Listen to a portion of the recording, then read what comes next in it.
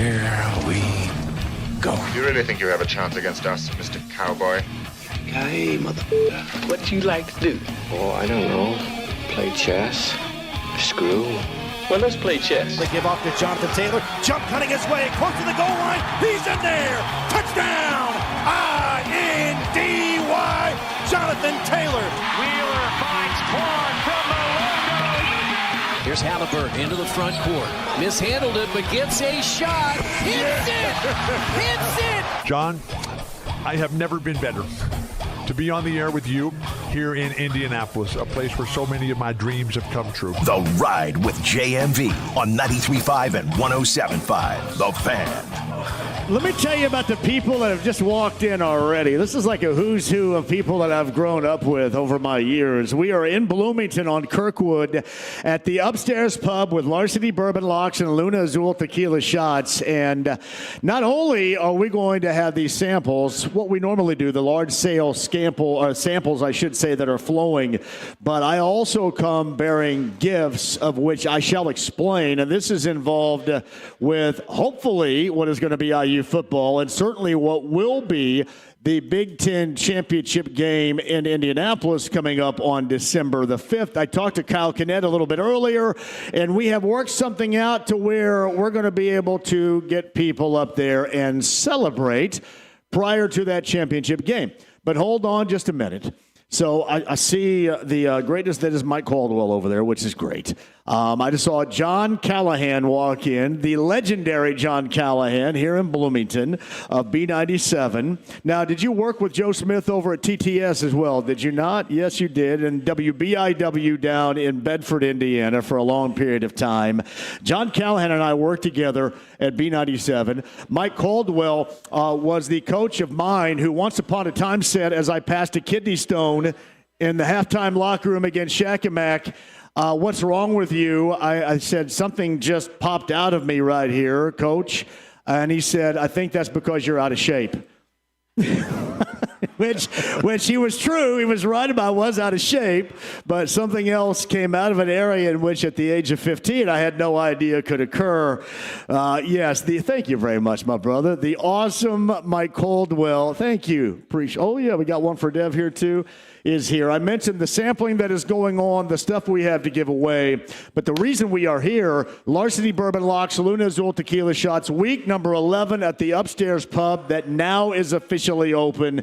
And I would love to see everybody, whether I grew up with you or work with you down here, or maybe you're just making a trek down from Indy and you want to hang out. We got a lot for you. Let me introduce to the program every Thursday right here with our Larceny Bourbon Locks and Luna Azul Tequila Shots. Brent Halverson of Heaven Hill Distillery. I don't know who had this idea, but this is one hellaciously awesome idea somebody came up with right here. Well done. Well, isn't it good to be here in Bloomington, My right? God, is it good to be here. I think the last time you and I did a show here, it was probably 8-9 years ago. Yeah. It's been a while, so it's good to be back here. I think the last time I was in Hooligans, and I think I threw up in the trough over there, like once upon a time. So, yeah, I mean, there are so many memories because this was my existence forever, Brent. Yeah, right Bloomington's just number one. Bloomington in general, love it. What a beautiful day out. And Upstairs Pub, I mean, what the guys have done here with this place, I mean, it's absolutely outstanding.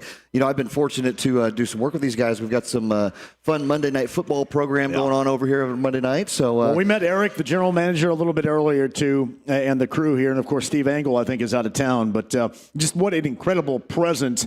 And we've seen this grow. Like, back when I was around here, it just had one side. Oh, yeah. That's, it was like an overflow of hooligans back then. Back early in my career, Gerald was over there on that little side, right? They did a lot of business. And they had that. I was always a little stage fright hit me when I was at the trough, so I'd have to go over. They had a single bathroom over there that I felt compelled I could go ahead and use because the stage fright didn't set in. Well, you know what? And again, what they've done with this place now, there's a tiki bar, there's a sports bar, the library is outstanding. You got to be able to find it, but this is, I mean, absolutely amazing what the guys have done here, and the staff, the drinks, the food. Yeah.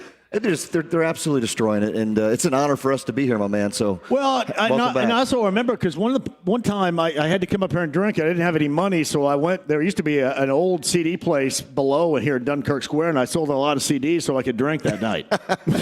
So, it is awesome. But no, seriously, we would love to see you down here too. And because we're here today, I do have some stuff to give away a little bit later on. I shall explain that. But we've got everything from Heaven Hill Distillery on the menu right now. The samples are flowing. And we've got week 11 of the NFL season. That's minus the Colts because they're on the bye week. But still compelling considering where the Colts are at 8-2 and watching what's going on around them. This is like one of the greatest weekends of all time if you're a Colts fan, because you can watch what goes on around you. You can watch Kansas City lose their ass in Denver or vice versa, and you're sitting at 8-2, hopefully getting the offensive line together to make a stretch run and the portion of the season that starts in Kansas City next week, that the schedule gets, Brent, a little bit tougher for the Colts. It really does. And then you got 3 teams now sitting at 8-2, right? I mean, and one of them's going to kick off tonight. We got the Patriots and the Jets going. Patriots are sitting at 8-2, 7 wins in a row. Vrabel's got that team looking really good too, so we'll talk into that a little bit. But you're right. I think it's a good, perfect time for the Colts to get a bye. It's halfway through the season. We're, get some rest, get some freshness going on, a little bit more than halfway. But get fresh again, come back strong for a good, powerful run to wrap up the season. We got a lot more for you, too. I mentioned on this show, I think Zach Osterman of the Indy Star is going to drop by because we owe him, if for nothing else, for coming on the show, a number of cocktails. Voice of the Hoosiers, Don Fisher, is going to be here coming up actually live with us in the 5 o'clock hour before he has a coach's show as well with Kurt Signetti. There is no doubt I owe him a lot because he and I hang out along with his awesome wife, Susie, a lot of Friday nights down in Center Grove, and they eat and they watch me drink. So now we can just watch one another drink right here, which is really good. That's perfect. It's going to be an honor to have Don Fisher join us, right? He's going to be here live. So, they just opened up 3 o'clock, so it's the doors are open. The drinks are flowing now. Come on out and join us. This is going to be a special day here at Upstairs Pub. We'll look around. The Week 11 list starts later on tonight with the Jets and the Patriots. So you look at Jameis Winston, I think, the Jets with all sorts of it. No, Jameis Winston, I'm sorry, the Giants situation there. The Jets and the Patriots coming up a little bit later on tonight. The Patriots are like even with the Colts right now, 12.5-point favorites. We can talk about that just for a moment, too. About a team that, with a quarterback in Drake May, has looked as good as anybody else. And this is really an unpolished AFC, I think, to this point. Has it not been? Because the usual suspects are playing a little bit from behind right now. Kansas City with maybe a must-win situation in Denver coming up on Sunday. And then you've got the Buffalo Bills losing in South Florida last week. You got the first ever game in Spain that is coming up with the Commanders and the Dolphins. Both of those teams are extremely damaged. It's going to be interesting to see who comes out of the rubble of week number 11 to hopefully solidify themselves for a run again while the Colts sit back, relax, work on things at 8-2. Absolutely. And you're right. I mean, there's some big games that are really going to be showcased, right? There's 4 that I've got just standing out at me. I mean, if you look at the Seattle Seahawks-Rams game, I think is going to be just a tremendous game. Those are 2 teams that are both rising to the top right now. You've got a lot of love there. You got, and as you mentioned, Kansas City, Denver. Kansas City is in a must-win situation, really, because, like you mentioned, got some of those teams that aren't really, they're rising above them right now, right? And Denver Broncos being one, even though they pulled out one of the ugliest games I've ever seen on a Thursday night football game. Last Thursday winning 10-7. Bookended that same thing with the ugliest Monday night game ever with the 10-7 Eagles over the Packers. So, hey, but everything in the middle was outstanding. Again, you mentioned the Bills losing to Miami. I mean, anything can happen on a Sunday, right? Any given Sunday. But, again, I think we've got a lot of stuff. You got Detroit at Philadelphia. That's going to be a big game. You've got what else is there? Well, even Tampa Bay Buffalo is going to be a big game too. So a lot of stuff on the slate this week. It's interesting too, and we'll talk regarding IU and IU football. They get Wisconsin coming up on Saturday. We'll bring that game up as well. That is Senior Day, not too far away from where we're sitting right now, and everybody's going to be involved in that. But essentially IU with Omar Cooper Jr. and Fernando Mendoza in that offense and Charlie Becker, they save, what they hope to be at the end of the season with that signature win. And a lot of times, Brent, when you're in a season that is elite level, there is a moment that you look back on and you go, well, this is where we saved our own ass right here. Oh, yeah. And I don't care what the record is of Penn State or what the record might be for the Falcons. I think you can look and compare and contrast, if you like, what IU did at Penn State and then what the Colts did to come from behind and beat the Falcons after a dismal second half. And then you step up, you make a run. You had a big third down scramble from Daniel Jones. You had a fourth down completion to Tyler Warren. And then your kicker decides to send the game into overtime because he missed an extra point in a 53-yarder. And really, you save yourself in that game, much like IU did. So there's some comparisons, I think, to be made with IU football going into this weekend and then the Colts into the bye week. Oh, 100%. And again, I mean, I think Indiana football in general last week was just tremendous. Cooper's catch in the end zone, though, wow. I mean, one of the greatest I've seen. That left foot came down before the right one did. Pull that victory off, and the Colts, like you mentioned, come from behind too. Yeah. So, hey, every game is going to be tough. Everybody's going after you, and again, the number on that IU game was 14. But hey, it doesn't matter, right? They went out and won the game.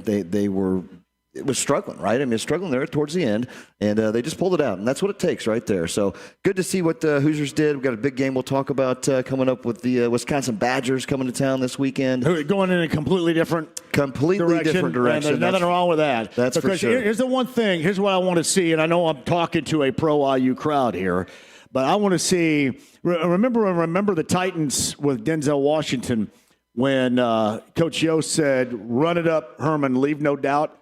Wisconsin has run it up on the IU football program for so many years, longer term past, that I want to see IU put up 60-plus on Wisconsin here on Senior Day coming up on Saturday. Because I think there was an 83-point performance by Wisconsin somewhere years ago in the mix.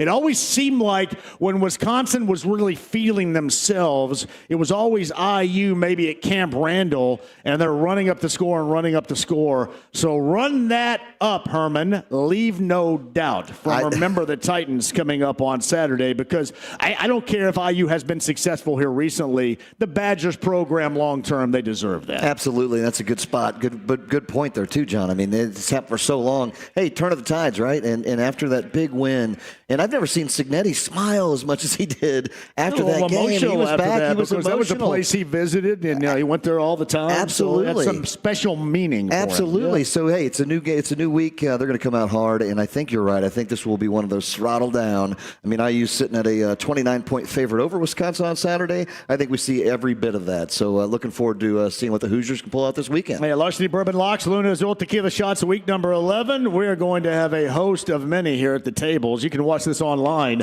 and the AAA Membership Lounge via YouTube Live. These look, Mike Caldwell will notice this right now. These kind of look like the lockers back in the day at Eastern High School right here. We got the lockers behind us right here. You can see both Brent and I at the AAA Membership Lounge via YouTube Live. I should remind you, coming up later on tonight, you have Purdue with a test on the road at Tuscaloosa against Alabama. Trey Kaufman-Wren is back and available later on this evening. That's something we'll bring up a little bit, I'm sure. IU will win over Milwaukee last night. IU continues to look absolutely nothing, thank God, like they have in the past 8 years.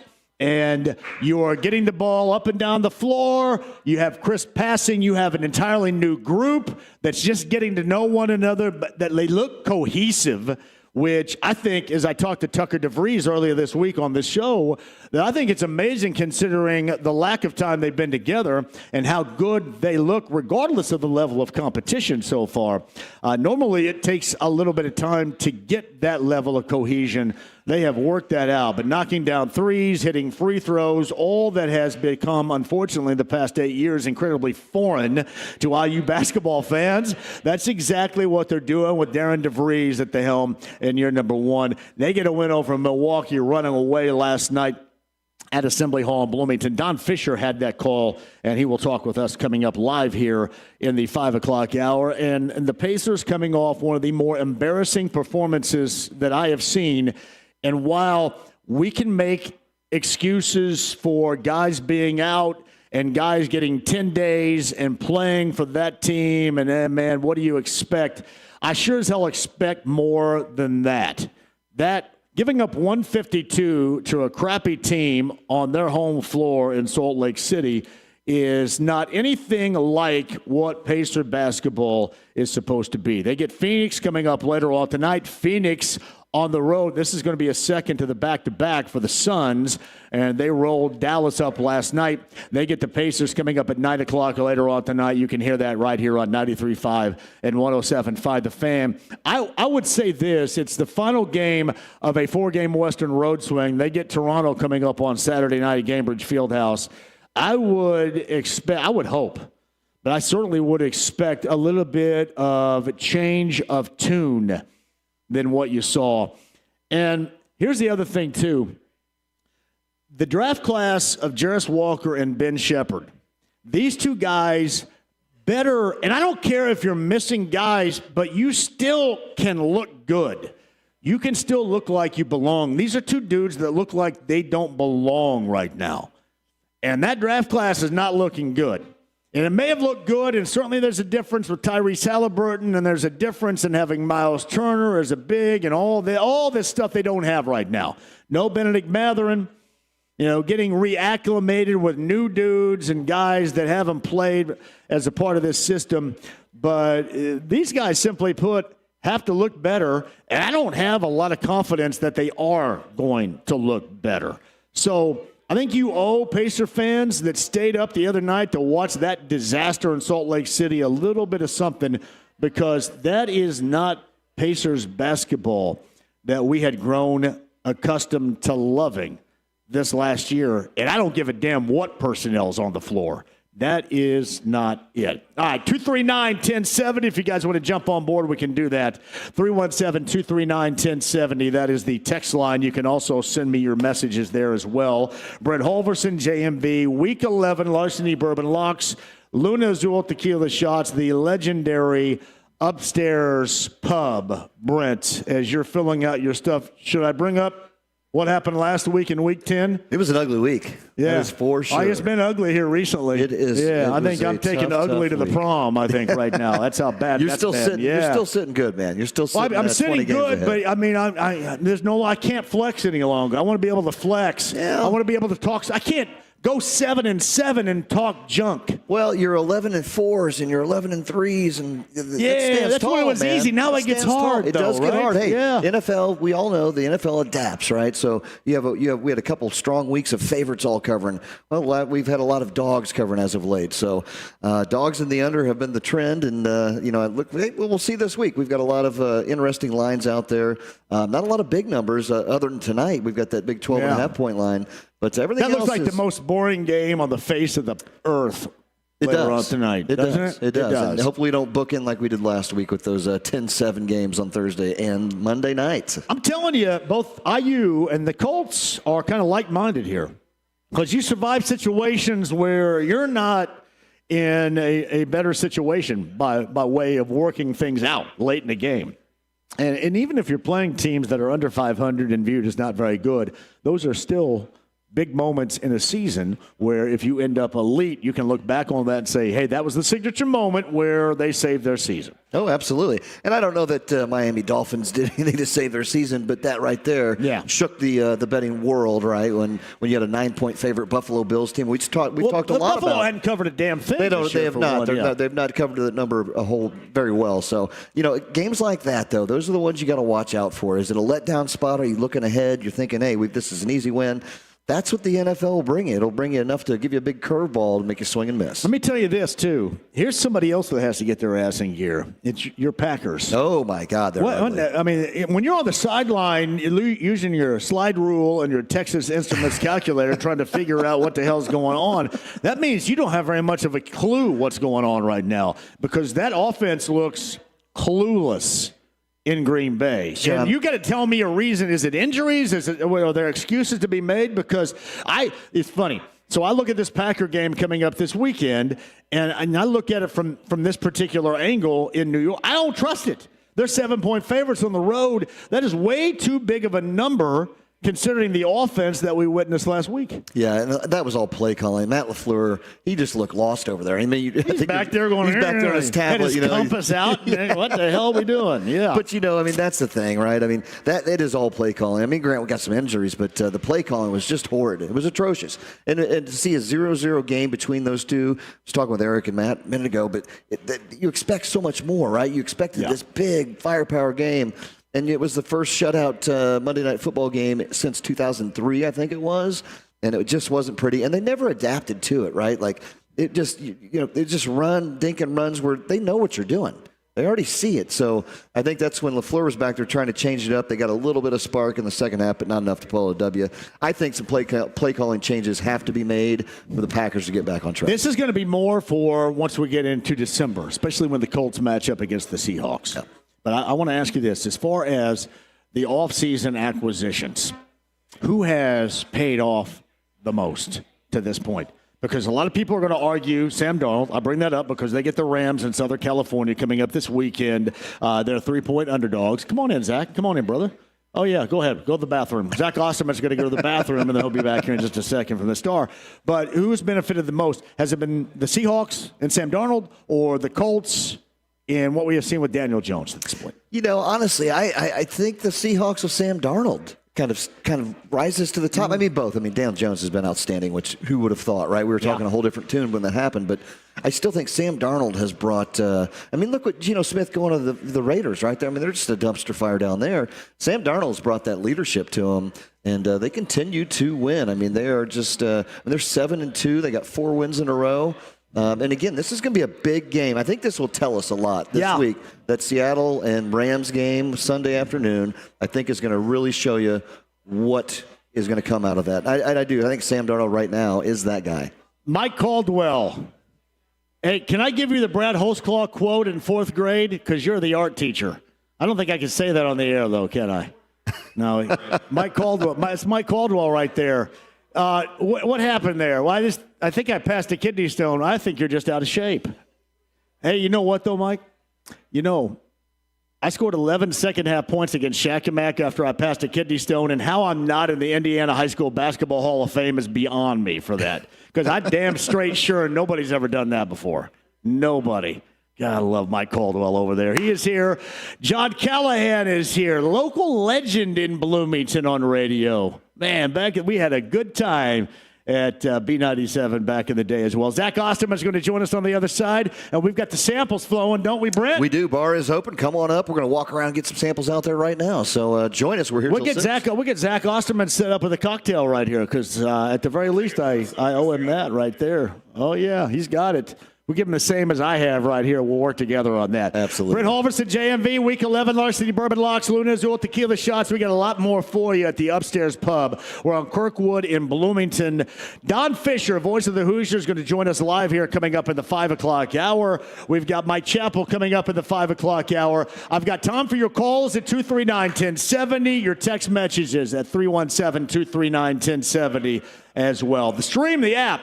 AAA Membership Lounge via YouTube Live. This place is absolutely legendary. It is the Upstairs Pub, Kirkwood in Bloomington. Do not go anywhere. Oh, by the way, too, if we're thinking about the Big Ten championship game, I've got the ultimate pregame party pass for you coming up here, but you got to hustle ass over here, and I'm going to get that to you as well. May even do it on the phones a little bit later on, thanks to bullseyeeventgroup.com.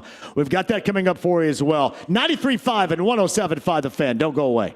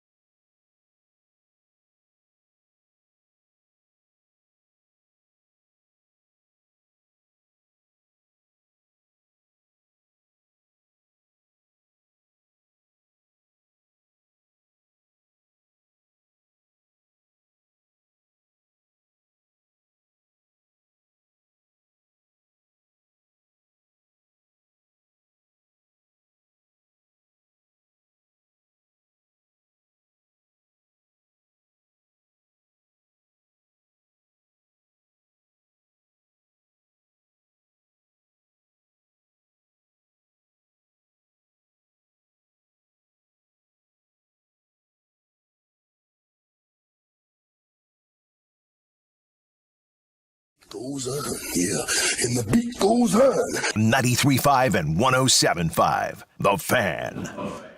Let me tell you this, Upstairs Pub, we're on Kirkwood. That's Chris Reed right there. That's Stacy Reed, the former Stacy Drake. Class of 96, Stace? Yeah. 95? No? Well, you look much younger.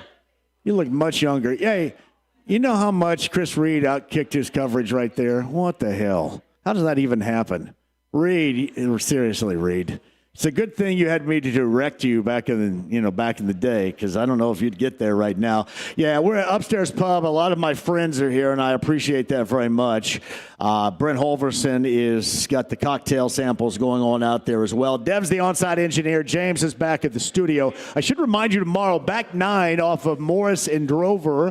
That is a Bud Light Blue Friday with Colts tickets we'll give away. That is coming up tomorrow at the back 9. We have BullseyeEventGroup.com Big Ten title game passes. That's the pregame party to give away a little bit later on. Brent Holverson rejoins in just a second, but I feel like I owe him a great deal, but he said club soda, which is weird. That's okay, but some people kind of roll that way. Zach Osterman of the Star joins us covering IU athletics. Club soda's okay with you? I can't complain about club soda. I got kids to put to bed tonight. I got miles to go still before I sleep. So yeah, the coaches show. Don Fisher's going to join us, I think, before the coaches show coming up later on tonight in the 5 o'clock hour. You know, the one thing I'll start with the IU basketball, because they played and won against Milwaukee last night. Won on Sunday in Chicago against Marquette. I had Tucker DeVries on with me on Monday, and we were talking about just how connected this group looks. All new, but connected so early in the season. That, to me, is very unusual. I think speaks volumes about how things are going with that program right now. Yeah, I think that was the question. I think that the fundamental question about this roster, before you got into scheme, before you got into, the offensive sets, the defensive looks, there's so much experience in this group. I mean, I joked with somebody they've played 1,000 games, and then I realized they might have actually played 1,000 games between all of them because of how much raw basketball has been played. But obviously not together. And the question is, how quickly could you get all that individual experience, all that individual talent, connected and blended into a group that flows well, that shows that chemistry? And I think the answer is very quickly. Now, the summer helped. All those practices, the games in Puerto Rico. Darren DeVries talked about, we were on the beach the morning of games. We weren't shorting on the chemistry piece, the team bonding piece, just to win games. In August, it didn't matter. But I think you can see the connection that this group has. I mean, like it's a little bit tongue-in-cheek, but not totally. 2 games in 3 now, you've seen an alley-oop off the backboard. That is a team that is in sync. That is a team that is playing instinctively together and is bought into the idea that if we all trust the collective, the best is going to come for everybody. Hey, Zach, you know what's interesting? I talked to Tucker on Monday, and I said, I just think they look like, and this is why I think you get the ultimate cohesion with a group, is where nobody's really thinking. Everybody's just reacting. And, man, normally that is later in the season, February, and certainly in March. But to have that with this new group, veteran group or not, is fairly unusual, I think. Yeah, I think that is a trust that has been built quickly. Tayton Conaway, I think, said last night something to the effect of, we know we can pass up a good shot because if we keep moving, we'll get a great one. I talked to Darren DeVries kind of briefly after the game, and he said, he was kind of saying, hey, it's best laid plans, but back in the spring, we were looking for guys who were talking to us about wanting to win, not guys who were talking to us about wanting this role or that role, but just saying, I've got 1 year left, 2 years left, I want to win. I want to come here because I want to win games. And it's easy to say that, right? Every coach would love to make it almost just kind of something you could bottle and sell, getting that intersection of talent and chemistry so quickly. But with this group, and I think it's also maybe the experience leads to a lot of smart plays, which is it's really easy to trust your teammates when you see them not making mistakes. When you say, if I keep this ball moving, they'll move it too. They won't be selfish, or they won't throw it away. They won't commit turnovers. They won't make, they won't commit unforced errors. It's really easy for everybody to buy in when everyone sees the collective kind of working that way. And then I think the other thing that, we'll see where this season goes, but when we get deep into the season and we are trying to tell kind of the wider story of it, I do wonder if we talk a little bit about those games in Puerto Rico where they're down 20 points and they've got to pull together. And it would be really easy to say, hey, we don't need to win tonight. We're like the coaches even made it clear. It's not just about the games down here, but every one of those games, you could see them pull together. You could see them sort of take on the physical challenge, the athletic challenge. And so maybe that contributes to it as well. That's Zach Osterman of the Star, covers IU Athletics. We're talking about basketball last night. How about football coming up on Saturday? Senior Day against Wisconsin at noon. And I think the most often asked question in the past, 6 or so hours for me is Mack Rhoades and that defection, deciding to leave his post regarding the playoffs as the chair. Does that have any profound effect in your estimation moving forward for a team like IU? No, I don't think so, at least not for the moment. There's been this big debate this week about Indiana versus Texas A&M and where all that fits. I've said to a lot of people, I think that matters a lot more for Texas A&M than it does for Indiana, because if those two teams wind up number 3 in the rankings after conference championship weekend, whoever's number 3, I believe, gets the Cotton Bowl, because technically I think Bloomington's a little closer to Dallas than it is Miami. That's obviously much more important for Texas A&M. The Cotton Bowl means something to A&M. If you're Indiana, it's probably 6 1/2 dozen. If you lose the Big Ten title game, the Cotton Bowl versus the Orange Bowl for one of the other 2 quarterfinals. We obviously don't know what Mack Rhoades was contributing to the discussion. Was he pro-Indiana? Was he pro-Texas A&M? Who knows? But I think really, as long as Indiana keeps winning, at least in the way the committee has treated them so far, I think it's almost more that the committee just sees Indiana as basically part of a group of teams at the top end of the rank, firmly in control of their destiny, even if they were to lose the Big Ten championship game, provided, Rhoades did say Tuesday night, a heavy loss in a championship game would have to enter into the committee's thinking. But if Indiana goes to Indianapolis 12-0 and loses 21-17, I don't think the committee's dropping Indiana out of the top 4. And again, at that point, you're not really worried about where are we relative to Texas A&M, because you're both probably in bye situations no matter what. Yeah, it's funny. I know that he was asked this by Fox before the game last week about, going to Penn State, never winning there. And his response was, this group has never played here, and, now we got to be ready or whatever.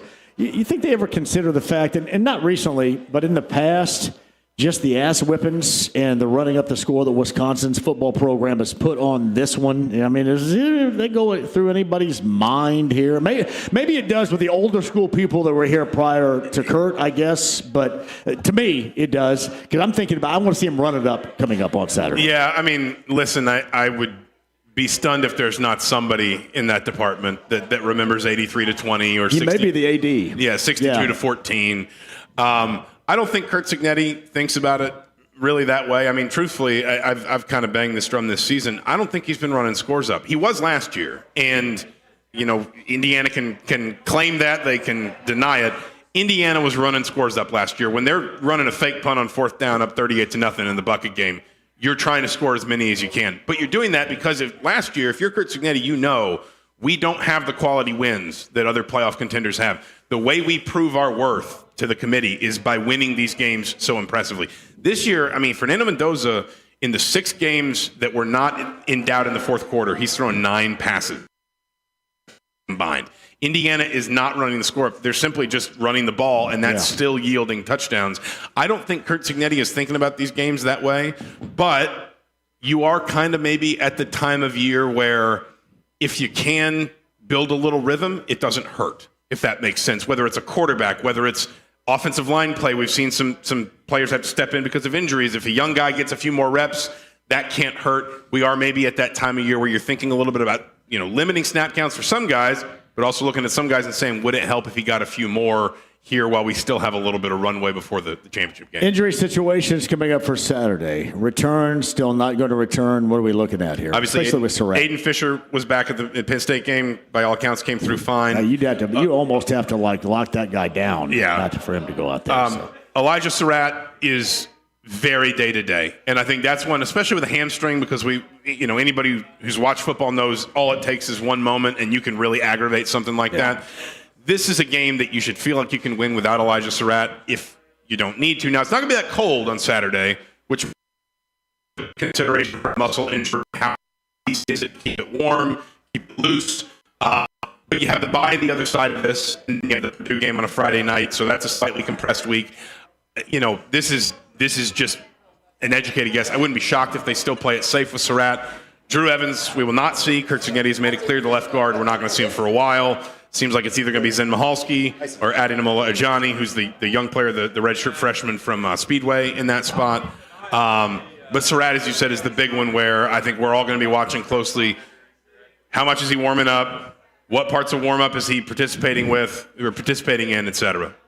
So Zach Osterman of the Star is joining us as well. So in closing, Mendoza, Heisman Trophy race right now. Where would you, covering this team, slot him compared to those from other schools at this point of the season? Yeah, I think he's as much of a front runner as anyone. And one of the flaws of the Heisman, admittedly, is that it does sometimes kind of become a bit narrative driven. Like we get to a point where we decide it's clearly got to be this player, it's clearly got to be these players. One of the narratives I think it's fair to say is built around the Heisman Trophy this year has been that the Big Ten championship game is kind of going to be the decider. It's going to be the moment that splits Julian Sand and Fernando Mendoza. I still think Diego Pavia's got something to say about it. I still think Ty Simpson's got something to say there. I don't think it's fair that Jeremiah Smith doesn't seem to be as involved as he is because he might be the best pure player in the country, but it seems hard for me to see him getting into that race. I do think it feels like saying Julian Sand at Ohio State on one side, who has undeniably got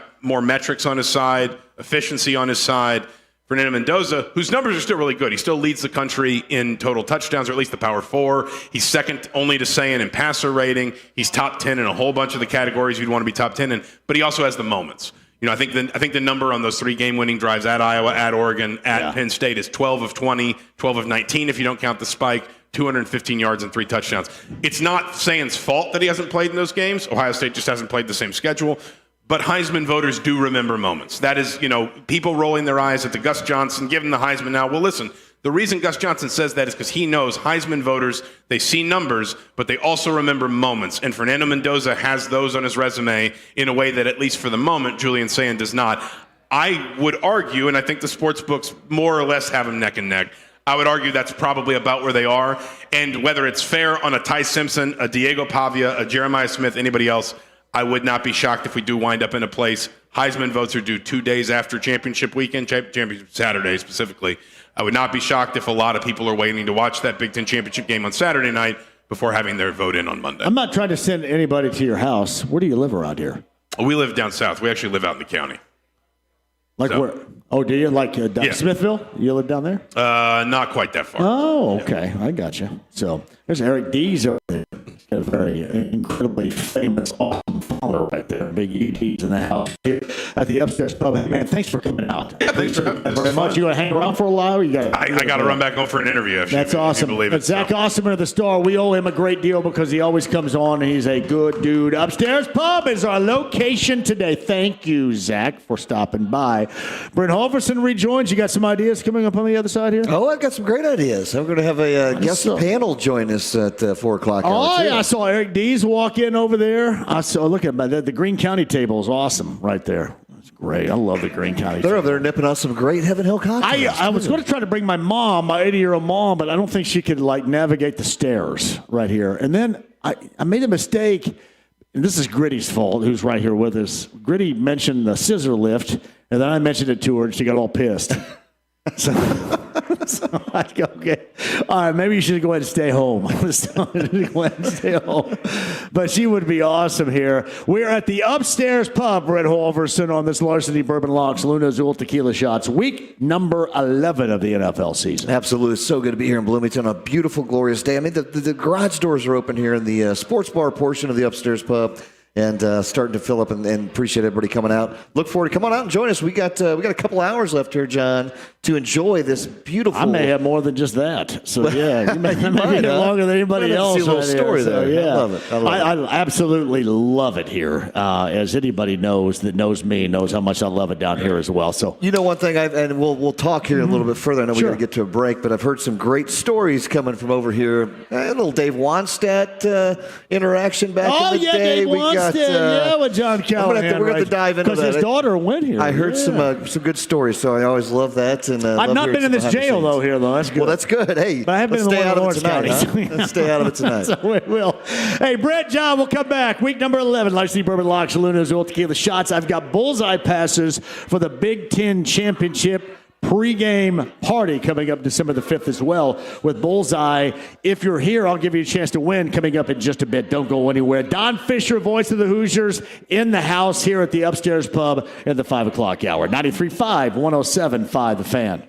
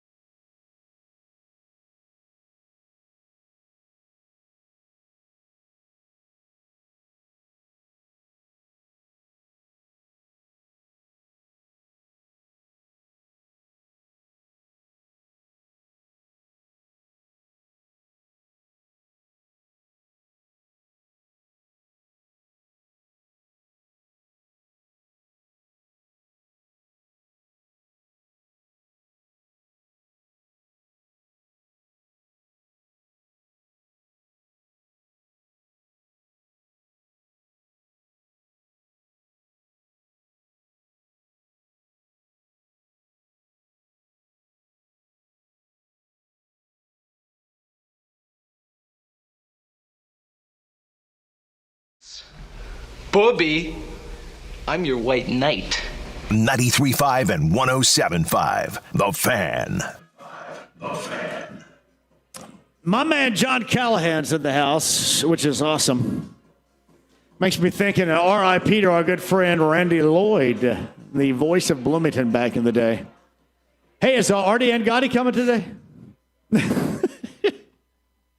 The late Art Angotti, of course, Artie runs, I think, B97 and the stations they still have involved around here. That's one of the spots. I didn't initially start there, but I spent about 5 years, I think it was, with John Callahan over at B97 here in Bloomington. Upstairs Pub. We are off of Kirkwood at Bloomington, week 11 of our Larceny Bourbon Locks. And Luna Azul Tequila Shots. As James is back in the studio, we've got a lot more. I know Eric and Matt and Mike will join us to make our Week 11 picks. Brent Halverson coming up here at the top of the hour. Hey, looking forward to that. It's going to be an onslaught of Bear fans up here, though, so we're going to have to see how that all works out. We got a bunch of Chicago dudes, do we? A bunch of Chicago Bears fans back there. They're riding a good wave right now. Waiting for Caleb Williams to blank it all up, aren't you guys? To blank the bed. It's coming. Hey, they got something to be happy about. Those Bears are looking good. It's it's been a tough as a Packer fan to see this. I may have picked the Vikings on that. Will these guys be mad if I pick the Vikings? No, they get it. They get it. Oh, yeah, that's right. Matt is a Browns fan, so we'll have to talk a little Cleveland Browns too. But Matt's from Greene County, right? Speaking of the Bears, though, so I was talking to your good buddy over here, and I hear this Dave Wannstedt story from back John in the Callahan. day. John Callahan was talking about. We were doing a pregame show back during an IU football season game, and Dave Wannstedt, who at the time was the head coach of the Bears, and at the time I was a big Bears fan back then. And his daughter attended IU back in the 90s. And all of a sudden, because, you could tell he's got this this big porn mustache comes walking by. And I go, that's Dave Wannstedt. And we brought him over, and we had a nice little conversation on B105.7. He was a really nice guy and still does a lot of football conversation today. But yeah, his daughter. That was one time, and then one time I was in the elevator at Memorial Stadium with John Cooper's daughter, the head coach then of Ohio State, who was incredibly smoking. Yeah. He was? Yeah, this is all the 90s. They look at me and go, yeah, okay, whatever. But no, those are good stories. I have a lot of Memorial Stadium football stories. Nothing like now because they're winning at such an elite level clip. But at one point, I was in high school, and me and a friend of mine, Andy Harper, that everybody out there probably know as well. I have no idea where he is now, but he's around here somewhere, I guess. We go to an IU football game against Ohio State. Jim Carsados was the quarterback. Eric Kumro was the linebacker. I think he played for the Bears. I don't know if Carsados played in the NFL or not, but Chris Carter was the wide receiver. And Chris Carter caught a touchdown pass, and this is a true story, and did a Pee Wee Herman. You know how you do a touchdown celebration at the time? Pee Wee Herman was popular, and he does this in the 1980s and spikes the ball, and it goes right to me. And I'm standing right off the side of the end zone, and it goes right to me. I go, That's awesome. It's Chris Carter, but I actually told Chris Carter that story on the air before. That's classic. I love hearing that stuff, man. Bloomington stories right here. So That's Brent and I on the other side, and Eric and Matt and Mike with our Week 11 selections coming up in just a bit. That's Larceny Bourbon Locks. Luna Azul Tequila Shots at the Upstairs Pub. We are on Kirkwood in Bloomington. Don Fisher, voice of the Hoosiers, joins us coming up in the 5 o'clock hour. And this reminder, Windshield spreadability, you can find at your local Meijer, Gordon's Food Service as well. If you're in and around Carmel, you can locate that at Neiman's Harvest Market. The spreadability of Windshield, what you need for elite level snacking for your football season of 2025. That is Windshield. Back with you coming up next, our Week 11 picks. Upstairs Pub, looking for you. We're on Kirkwood and Bloomington with 93.5 and 107.5 The Fan.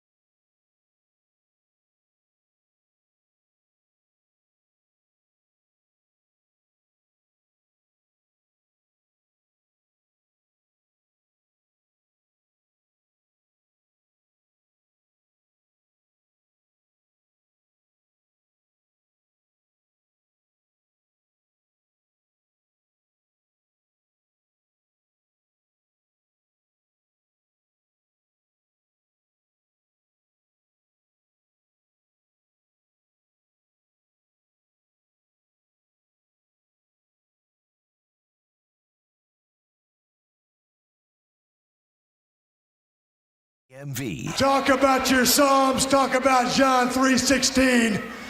Austin 3:16 says, I just whipped your ass. 93.5 and 107.5. The Fan. Yeah, this place is legendary. It's on Kirkwood. It is the Upstairs Pub today. Don Fisher, speaking of legends, voice of the Hoosiers, coming up at the 5 o'clock hour. We've got samples flowing, courtesy of Heaven Hill Distillery. You know, Brent Holvers is going to take care of you there. I've got Bullseye Passes, Big Ten Championship pregame party coming up here December the 5th. I've got those to give away, actually multi of those to give away. Hey, James, well, I'm thinking about it right now. We're going to be staying, I think, here with our picks.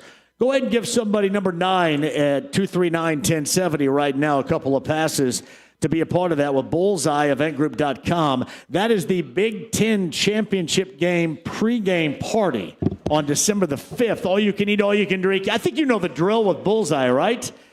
James, number 9 at 239-1070. Somebody can go on us as we're back at the Upstairs Pub. I got to thank Brent Holverson for setting us up here today because this is outstanding. Absolutely. It's so good to be here, and I've had the pleasure working these guys this year. I mean, a lot, right? We've got a lot of good things going on, and it's an honor to have you. Thank you for having us here, too, my friend, and all of you guys. Yeah, happy that you're down here. John, good to see you. Welcome back to the area. Thank you very much. I love it down here. I love it here. Yes. And I've got so many stories about this place. Some arable, some not. Yeah, that sounds about right. No, some arable, some not. How far back with the history do we go here? I go back to about 2000. And Eric, are you before me? Yeah, so our GM and I, we go back. We were both on campus around the same time, like late 90s, 96, 98, 99. Yeah. Around then. And then he started working here. Then I kind of jumped on board as well. Yeah, God. Did you just fall in love with the place? Is the reason why? The vibe of it, and once you get to be part of it and to see how it operates, the things that it does, it just kind of encompasses you, and it you can't help but romanticize about it. There's no doubt about it, because that's all I do is romanticize. Right. Back in the day. I mean, I brought up hooligans to Eric a little bit earlier, and that's where I got my proverbial feet wet, right down here with hooligans. And then, you had the overflow was the upstairs back in the day, and you had the single bathroom because I had stage fright and had to go there. I couldn't do the trough. I had stage fright, couldn't do the trough. But no, I mean, this holds such great memories. And here's what's great about it, too. I mean, you're creating those memories, too. I mean, just recreating for different generations. That's special. Yeah, it's evolved quite a bit from what it was, that one side, and then, growing into the patio on this west side, and then the remodel of the west side. Yeah. Just the evolution of this place, it has been unbelievable to watch. It's been unbelievable to be part of, and it's really special. All right, well, give everybody the information. Obviously, coming up Senior Day with Wisconsin on Saturday, and you guys are always active and open, beginning at 3 o'clock every afternoon until 3 a.m., I believe, right here, too. I mean, the epicenter of what is fun here on Kirkwood and Bloomington is the Upstairs Pub. Yeah, lots going on this weekend. We'll be open tomorrow, 11 o'clock, 50-cent wings until 3 o'clock. Our Friday house party is going to be going on from 5 until 8 o'clock. And it's pretty much going to be, your pregame epicenter, like you said. And then Saturday morning, 7 o'clock, Breakfast Club is going to be presented by 1800. And we'll be doing that from 7 until kickoff. Free food, free shirts for the first handful of folks that come through the door while supplies last. And then we do our game day presentation, which has kind of become legendary. Yeah. Folks see the viral videos that happen. And that's kind of what we're looking forward to. Can't believe that it's the final home game already. It is nuts, isn't it? Wow. Yeah. And it's still hard to recognize this whole operation compared to what it used to be, right? I mean, I just shared some of the stories about what you used to see, what you used to witness, and what stayed with you forever. This is a completely different level of stuff right here. It's amazing. Yeah, I used to dream about it, and now we're just encompassed with winning, and it's such a surprising new thing, and we've grasped onto it as tight as we can. We don't want to let go.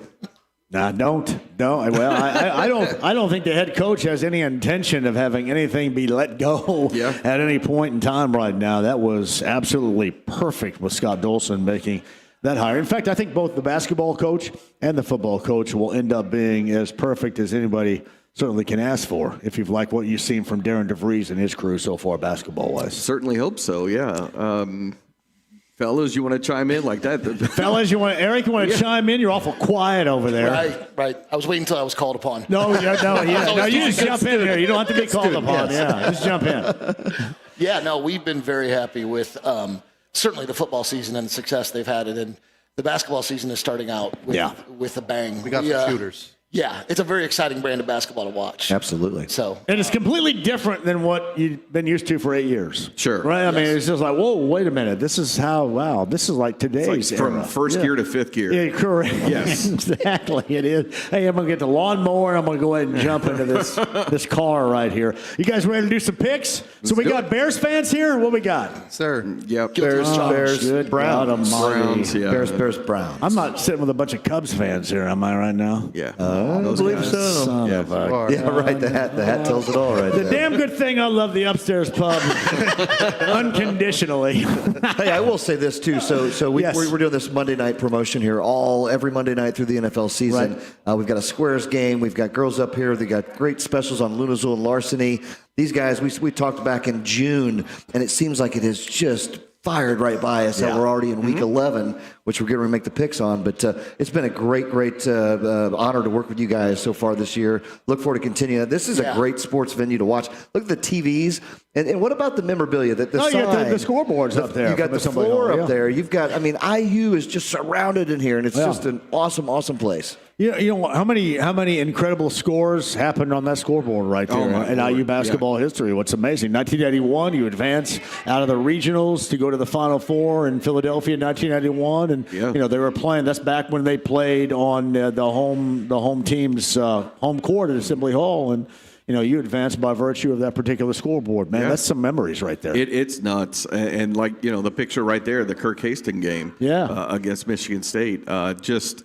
To have that thing hanging in here is kind of a neat thing. It's surrounded by the court from what was the Hyper, but it was the field house. And the team Hyper. Played. I still play there 3 days a week like a nut. Yeah, I come down here just to play. Is the J still smooth? Huh? Yes, I feel good, and I love that place. Yeah, I always have and always will. And I know everyone plays at the SRSC and all that, but I'm still Hyper. I know they call it the Bill Garrett place, but I'm still a Hyper guy, and I probably still have about 25 tickets that I owe somebody over there because I got tagged about parking illegally 25 times parking illegally over there. But no, man, the Hyper that's great, and I still go there today. Yeah, so talking about all the memorabilia and things we have in here, I'd be remiss not to point out that we also have a Gus Macker trophy up there. Yes. You're talking about. That's what they used to have it over by the stadium. Yes. Yeah. There's nothing better than playing that one. Because you either got a great weekend for Little Five and a crappy weekend for the Gus Macker or vice versa every single year back then. Yeah. So if it was going to be a good Little Five weekend, the Gus Macker weekends are going to be about 45 and like snow flurries or something like that. Windy as hell.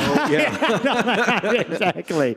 Absolutely exactly. You guys ready to do some picks here? Fellas, let's go. Larceny Bourbon Locks and Lunazul Tequila Shots. We all going to do picks here, all of us? Eric, are you in too? We've got Eric is passing on Jake. Jake is the AD around here, so he's bringing in the reliever to the ringer to make the pick. Bullpen over there, Eric. So we'll get Eric back up here. We'll talk a little bit more upstairs pub here in a little bit while. But Jake's coming in, so I'm excited to hear. You've been touted pretty heavily, man. We got some big picks to make. Hey, I'm whipping serious ass all year long. He has. You guys got to catch up a little bit here. We do pretty well here too. As Mike will tell you, he's not doing too hot in fantasy right now. He's a little under me. But we also make some good picks. We have a good group chat that always go. We'll talk you guys up, good or bad, coming up next week. So remember that, okay? You guys ready? Hey, James, cue the band. Let's do our Week 11 Larceny Bourbon Locks. Lunazul Tequila Shot starts later on tonight. Jets and Foxborough versus the Patriots. Drake May has been so good. 12.5-point favorites of the Patriots at home tonight. I hate this big fat number, but man, the Jets suck. There's no Garrett Wilson, so lay the 12.5 and give me the Pats, Brent Halverson. Yeah, this is a big number. I hate taking this to division rival, and that's a big, big number. But Jets are depleted. I mean, they've been putting up some points here and there. I think the Patriots, they're on a 7-game win streak. I think they're going to continue tonight. I think it's going to be kind of somewhat close to this number, but I think they go over. Give me the Patriots. Lay the 12.5. 31-17. Patriots win. What do you got over there, Matt? Good Good Lord. It's New England, and they're back. Doggone it, they're back. And I got to go with the 12.5 as well. New England's going to cover. Mike? I would have to say as well that the Patriots are going to cover easily 12.5. Jake? Mike copied my sheet, by the way. That's sweet. It's in that group chat, right? Yeah, exactly. But yeah, the way Drake May's playing, the Jets just sold their team. Yep. Garrett Wilson's hurt. Owner doesn't believe in Justin Fields. So you got to take the Patriots here. Yep. All right, we're going to Spain for the Commanders and the Dolphins for this first time with the NFL in week number 11. 2.5-point favorites of the Dolphins. How about the surprise they pulled on Buffalo in South Florida last week? It's weird, right? I think this is going to be week to week. I'm going to take the 2.5 points. The Dolphins are favorites. I'm going to take the Commanders, and I know that they're absolutely damaged because of injuries, but I don't think the Dolphins can do that back-to-back weeks. So give me the 2.5, Brent. Give me the Commanders. Yeah, this is one of those ugly games, right? Washington Commanders, I thought they would do so much more, but injuries, right? Injuries will decimate your team, and they got Mariota going again, of course. Still no Terry McLaurin. Scary Terry's still out. The running game is just a disaster in the backfield for him. I'm going to go ahead and take those Dolphins, those red-hot Dolphins coming off that big victory against Buffalo. I'll say it's 2.5 under a field goal. I love it. Miami, 27-23, they cover. Matt. Who is Miami? Yeah, well, right. Week to week, they pretty much everybody's going to get canned at the end of the year. I think they're waiting. So yeah. Look. Brett's right. Washington's just so banged up right now. I just don't see anything. Mariota has nobody to give the ball to, nobody to throw to. Give me Miami, and I think they cover. Mike? I'm going to take Miami as well. I mean, they're going to be rolling pretty hard after last week's win. So I'll take Miami. What's your theory, Jake? I got the Dolphins, too. They're running too hard right now with Devon Achane. He's a stud. He is a stud. It might be the score of a soccer game still. He's just like a tweak away from being a disaster, though. That's the problem you have right there. Hey, Larceny Bourbon Locks, Luna Azul to give the shots. Panthers and Falcons. We saw Atlanta through overtime almost beat the Colts of Berlin last weekend. They looked really good coming after Daniel Jones. Blitzing. This is going to be a down week for them. They're 3.5-point favorites. I'm going to go ahead and get the 3.5. Give me the Panthers on the road against Atlanta week 11. Brett? Yeah, Carolina sounded a little bit of a hot streak. Of course, they beat those Green Bay Packers, and then they did lose last week. I think Atlanta, 4 losses in a row. I think they're going to turn the ship a little bit here. Give me the Atlanta Falcons. I'll lay the 3.5, 27-20 victors over the Panthers. Matt? I like the Falcons as well. I don't trust Carolina at home in Mercedes. I'm going to take the Falcons. What do you got over there, Mike? I'm going to take the Falcons as well. Bijan's going to run hard. That's Jake. I got the Falcons as well. One thing the Falcons do well is stop the run, and Rico Dowdle is the heart of the Panthers right now. Bryce Young is all right, getting better, but definitely the Falcons. Spot on call. I like it. Upstairs Pub, week 11 on Kirkwood and Bloomington. Larceny Bourbon Locks, Luna Azul Tequila Shots, man. Buffalo needs a win. There's zero way you can go 2 straight in the fashion which they did, losing to Miami last week.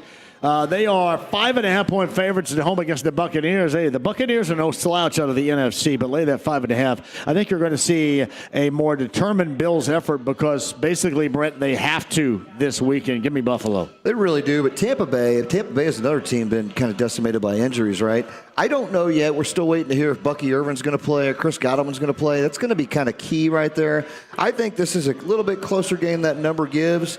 I think Buffalo wins the game. I don't think they cover. I think they win by 3. Buffalo 27, Tampa Bay 24. Give me those Bucks plus 5.5. That's Matt. As a Browns fan, I adore Baker Mayfield, and I would give anything to see him back in Cleveland. But I got to go with Buffalo, and I think that last week was a wake-up call. Back at home, I think they just roll. That's Mike. I'm going to go with Tampa Bay. Jake? I got the Bucks, too. I trust Baker too much. And, you guys got to be more excited about your picks. Yeah, Mike. Holy crap. There's my pick. It sucks. That one's a toss-up for me. That one's a toss-up for me. You got to act like you believe it. Oh, man, this sucks. This is my pick. Larceny Bourbon Locks, Luna Azul to give the shots. Chargers on the road, 3-point favorites at Jacksonville. Whoa, you saw Jacksonville's act in Houston last week, did you not? 29-10 in the 4th, and what the hell happened against Davis Mills? Yeah, I think that's going to be a bit of a wake-up because, again, I think Jacksonville needs it. So give me that 3. and give me Jacksonville at home. Britt? Yeah, I'm with you, John. I think it's going to be a close game. I think it's got to come down to underneath a score like that. So you give me those 3 points in Jacksonville. I'm going to take the Jaguars as well. I think Chargers might pull it out 24-23, but that means Jacksonville covers. I'll take the Jags +3. Matt? Yep, I'm going to go the same way. Chargers winning, but I think Jacksonville covers. It'll be close, but I think that's what's going to happen. Mike? I got the Chargers covering. I think Justin Herbert's going to air raid over them all. Oh, that's Jake over here, too. Jake? I got the Chargers, too. You can't trust Trevor Lawrence against a good defense. Oh, I can't wait to piss everybody off with this one right here. Bears and Vikings coming up in week number 11. Oh, my God. I'm talking to the north side of Chicago right here with everybody. So the Bears, the 3-point underdogs on the road. I think the Bears are good, but they just haven't flipped. They haven't flipped that into a believable, consistent team. Man, I'm going to lay the 3. Give me the Vikings at home, maybe just because, Brent, they're at home. Yeah, hey, it's going to be tough. It's always tough to play, especially a division rival like this. You got the Chicago Bears at Minnesota. Minnesota's a tough place to play. They're loud. Yeah. All that skull business that they do. But I don't think so. I'm going to go ahead and call for an upset here. Yeah. I think the Bears, which it pains me, gentlemen, it does pain me to say, I think the Bears not only cover, they win the game. Bears 24, Vikings 23 in a close one. Bears +3. Matt. I think the Bears are starting to buy in with the brand new head coach. I like what I see. I pick the upset. I think they are going to take Minnesota. Mike. This is revenge for week 1. Bears all day. Oh, yeah. Hey, week 1, we were up here. This place was electric. Sure it was. There were hundreds of people in here, and there were 70% electric. Bears fans, 30% Vikings fans, and that game went back and forth, back and forth. One side would cheer, the other side would make fun of them, then it would go the other way around. Everybody was doing drinking responsibly, of course, but having a lot of fun. It was an honor to be here, and I think it is going to be what you just said, my man. Hey, Jake, are you here? Oh, I'm here. Not just because I like my job, going with the Bears. I don't this week. know, man. My pick. Here's my pick. I like it, Jake, man. You're good. What do you got? I'm sorry. Oh, I got the Bears this week. Just J.J. McCarthy has a little injury issue, too, that we're not sure if he'll play. So there's a good chance his number moves in the wrong direction for the Vikings also. Hey, Upstairs Pub, legendary, Kirkwood, Bloomington, Larceny Bourbon, Locks, Lunas, Old Tequila Shots, week 11. Hey, this is pretty funny, right? So Matt LaFleur is over on the sideline going, I don't know, he's got his Texas Instruments calculator and Merlin out, and he's got his slide rule and his compass. I can't figure this blank out right here. They're not going to figure it out either. The Packers are 7-point favorites on the road against the Giants. Jameis Winston gets the start for the Giants. That is correct. True? Jameis Winston is the quarterback. I mean, normally I probably have to be a little bit outside my mind, fellas, right now to make this pick, but I'm going to go ahead and take that 7 and give me the Giants because the Packers look like an absolute offensive disgrace. Brent. You know what they say, John, in the NFL, people remember what happened the week before, and that's how they bet. That's going to change around right here. So LaFleur's over there. He's going to go to .ai. Always coming up with a solution. He's going to figure this stuff out. I will tell you what will win this game for Green Bay Packers. It's going to be that defense. Jameis Winston's going to throw several picks. I'm going to say 3. He's going to throw 3 picks. Might throw a tutty or 2 in there. But Green Bay's going to bounce back here. And I hope we get that play calling right because what LaFleur's been doing, I think he knows he's been making some mistakes. Hopefully he's going to get some outer input to come in here. Green Bay's going to go into New York Giants and win 27-17. That means they cover 7. Matt. I think he'll throw 2 picks, but I also think he throws 4 tutties. I'm going to take the Giants with Jameis. Beautiful. Mike. I'm going to have to go, unfortunately, with Green Bay. Yeah, Mike, I love it, man. Oh, While there you Giants are. defense Finally, is really you didn't good. steal one of my picks. Too many injuries on the Giants. Jake. I got the Giants. I think Jameis is going to come out and do what he always does and have one spectacular, phenomenal game that blows your socks off and then throw 5 picks the next 2 games. Hey, Larceny Bourbon Locks, Lunas, Old Tequila Shots, week 11. We're live at the Upstairs Pub in Bloomington. So here's the thing. Aaron Rodgers was a mess, and he called himself out for being a mess last week. 5.5-point favorites, the Steelers at home. I think that they're going to recognize and step up enough to beat the Bengals because of the Bengals situation. Lay the 5.5. Give me Aaron Rodgers for a slight bounce back and the Steelers. Brent? Yeah, I'm with you. I mean, this could be one of those, it could be a shootout game, right? Like Flacco's come in there and he's filled in admirably. You got Joe Burrow kind of hanging on the toe, if you will. He's just kind of waiting to get back in there. I think I'm with you, though, John. I think Pittsburgh bounces back. I think they win this game. I think they cover the 5.5. 30-20, Steelers. Matt? Give me Mr. Elite. Joe is going to lead Cincinnati over Pittsburgh in the Steel City. What do you got over there, Mike? Pittsburgh covers by a wide margin. That Cincinnati defense is terrible. They are horrible. Yeah, Jake, what are you talking about, buddy? I got the Bengals. I think Joe's playing too good, and just 5.5 is too big of a number for the way Aaron Rodgers has been playing. That is true. All right, so we got the Titans and the Texans. Davis Mills, how about that? The resurrection, saving the season, maybe 6.5-point favorites on the road to Tennessee. I think that's going to be short-lived. I'm going to take that 6.5. I have no idea why, but this is such a crappy game. I'm just going to take the points and the home team right here. Give me the 6.5 and give me the Titans at home. Brett? Yeah, I'm with you on that philosophy. Alex Trebek, give me games that I would not bet on for 1,000. This would be one of them right here. Pretty bad. Laying off of it. Yeah. Tennessee is so bad. They're so bad. And Davis Mills, he looked great last week. I mean, he threw just shy of 300, threw some tutties the out game there. Runner. Yeah. He was. But Jacksonville said, hey, why don't you go ahead and win this because we stink. Yeah, that was just a crazy comeback. Of course, I picked him this week, too. I think Houston's got enough to get it done still. I think with Woody running back there, I think they're going to have some action going on. Give me Houston, 23-13, cover the 6.5. Matt? Oh, do we have to? Do we have to? That's why I'm sorry. Yeah, all right. I will Part take of the contract, Matt. The Nick Chubb Texans. I got you. What you got, Mike? I'm sorry. Hey, I got you Houston had me in at this. Chubb Tennessee right there, Tennessee again is just very bad. So Houston, I think, has enough weapons to pull it out. That is Jake here. I'm going to agree with Mike on that one. Niners, same sentiment. Niners 3-point favorites on the road at the Cardinals. We know the injury dynamic with both of these teams. Lay the 3. Give me the Niners on the road. Brent? Yeah, you got Brock Purdy coming back, so that's going to be an interesting mix to see what happens all there. But Christian McCaffrey's having a season. He is back. He looks great. They've got Ricky Pearsall's back. I mean, they got some receiving core coming back in. George Kittle, of course, he's due for breaking back from being in a slump for a little while and being injured. I'm going to go ahead and take San Francisco, John. Lay the 3, 26-20, Niners. That's Matt over there. Well, I'm going to say 28-17 Niners. What do you got, Mike? I got to agree with Matt on that. Niners are just going to outplay the Cardinals. Jake, are you in agreement? Yeah, I got the 49ers. Marvin Harrison's probably out for a little bit, too. Yes, yep. I think Jacoby's luck might be running out for a second. The Niners are too good. Now they're getting healthy. The Upstairs Pub on Kirkwood and Bloomington, Larceny Bourbon Locks, Luna Azul Tequila Shots. Has Sam Darnold been the greatest acquisition in the offseason for anybody? Acquisition. Seahawks and Rams, Southern California with L.A. I tell you, Matt Stafford, I say Jonathan Taylor's the MVP, but a lot of people are giving that to Matthew Stafford right now.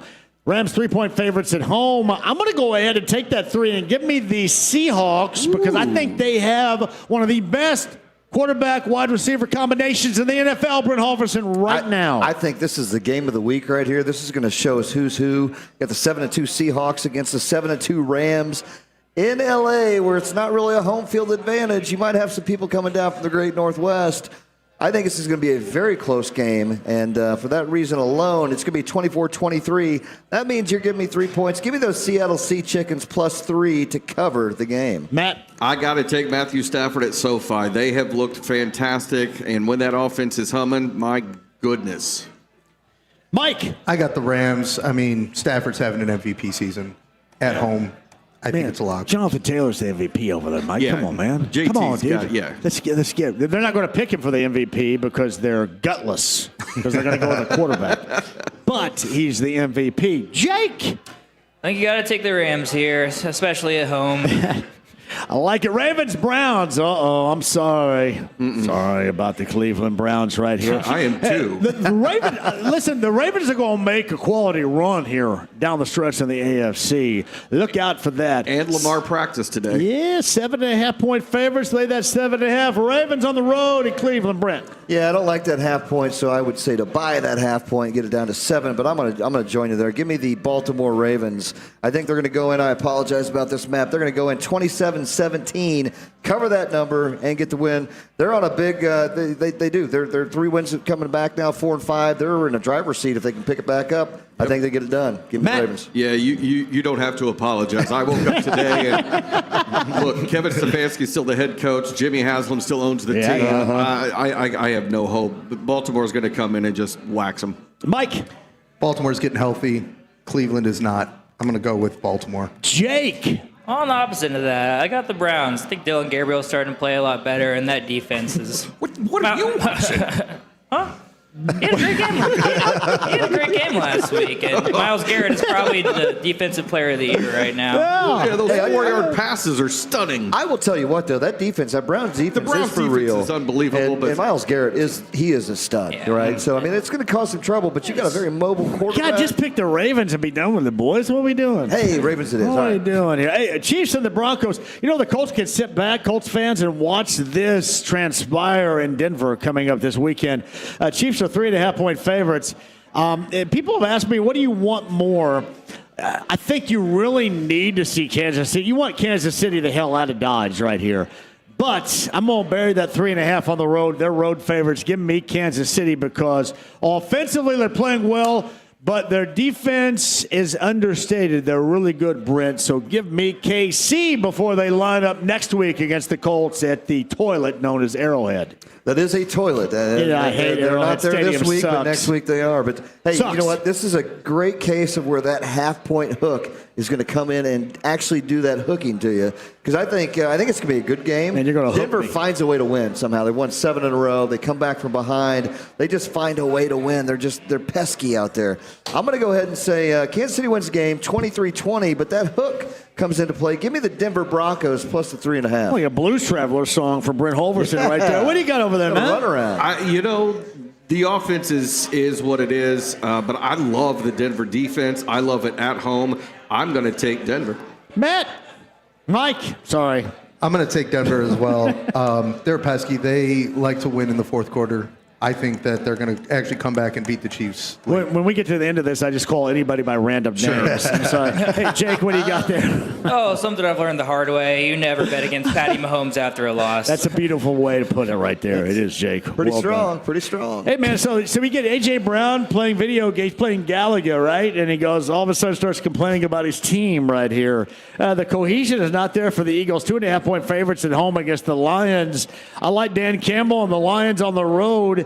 If for nothing else, there seems like there's a little bit of trouble in paradise with the Eagles right now. A little dissension in the ranks, I think, Brent Holverson. Well, you could say that, or you could say they just ran up against a mean Green Bay Packer defense. Oh, they're complaining. I mean, he's playing Gallagher and complaining. Just me. Yeah. But no, I'm with you. I think this is a close game. I think it's decided by a point. I'm going to go ahead and take Detroit here, plus the 2.5. I'd buy that half point to call it 3. It's always a big number there. Detroit Lions for me, please. Matt. I got Detroit as well. I don't know what's going on in Philly, and I've got A.J. Brown on my fantasy team. Me too, buddy. Oh, it's Yes. so disappointing. So I think the Lions roll. That does suck right now. Mike, what do you got, buddy? Philly's offense has been struggling way too much. I think Detroit takes this handily, actually. All right, Jake. I got the Eagles. They're rolling on a 3-win. Their defense looks good. Devontae Smith looks great, even though A.J. Brown is not. Sorry, Matt. But. Yeah. All right. Final game. Large City Bourbon Locks, Luna's Old Tequila Shots, Upstairs Pub. We're in Bloomington on Kirkwood. Got the Cowboys and the Raiders. Yeah, thanks for ending on this note right here. Good God. Jesus. Seriously, NFL, could you come up with something a little bit better than this? 3.5-point favorites on the road, the Cowboys.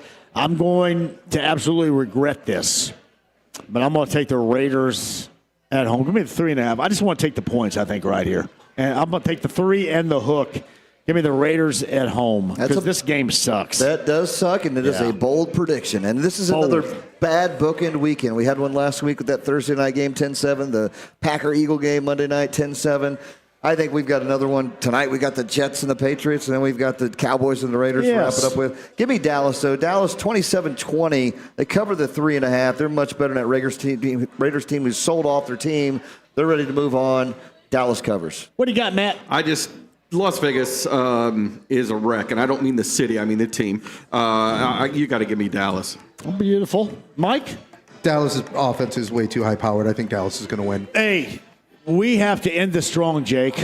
Come on, man. I hate making this pick, but I'm with you. I got the Raiders. Wow. There's a book in the son of a gun strong right here with the Larceny Bourbon Locks and Luno's Old Tequila Shots. You guys want to hang out, talk about the place coming up on the other side here, too? Don Fisher, voice of the Hoosiers, going to join us here live at the Upstairs Pub. That is at some point in the 5 o'clock hour, around 5:15 or so. Mike Chappell still to come as well.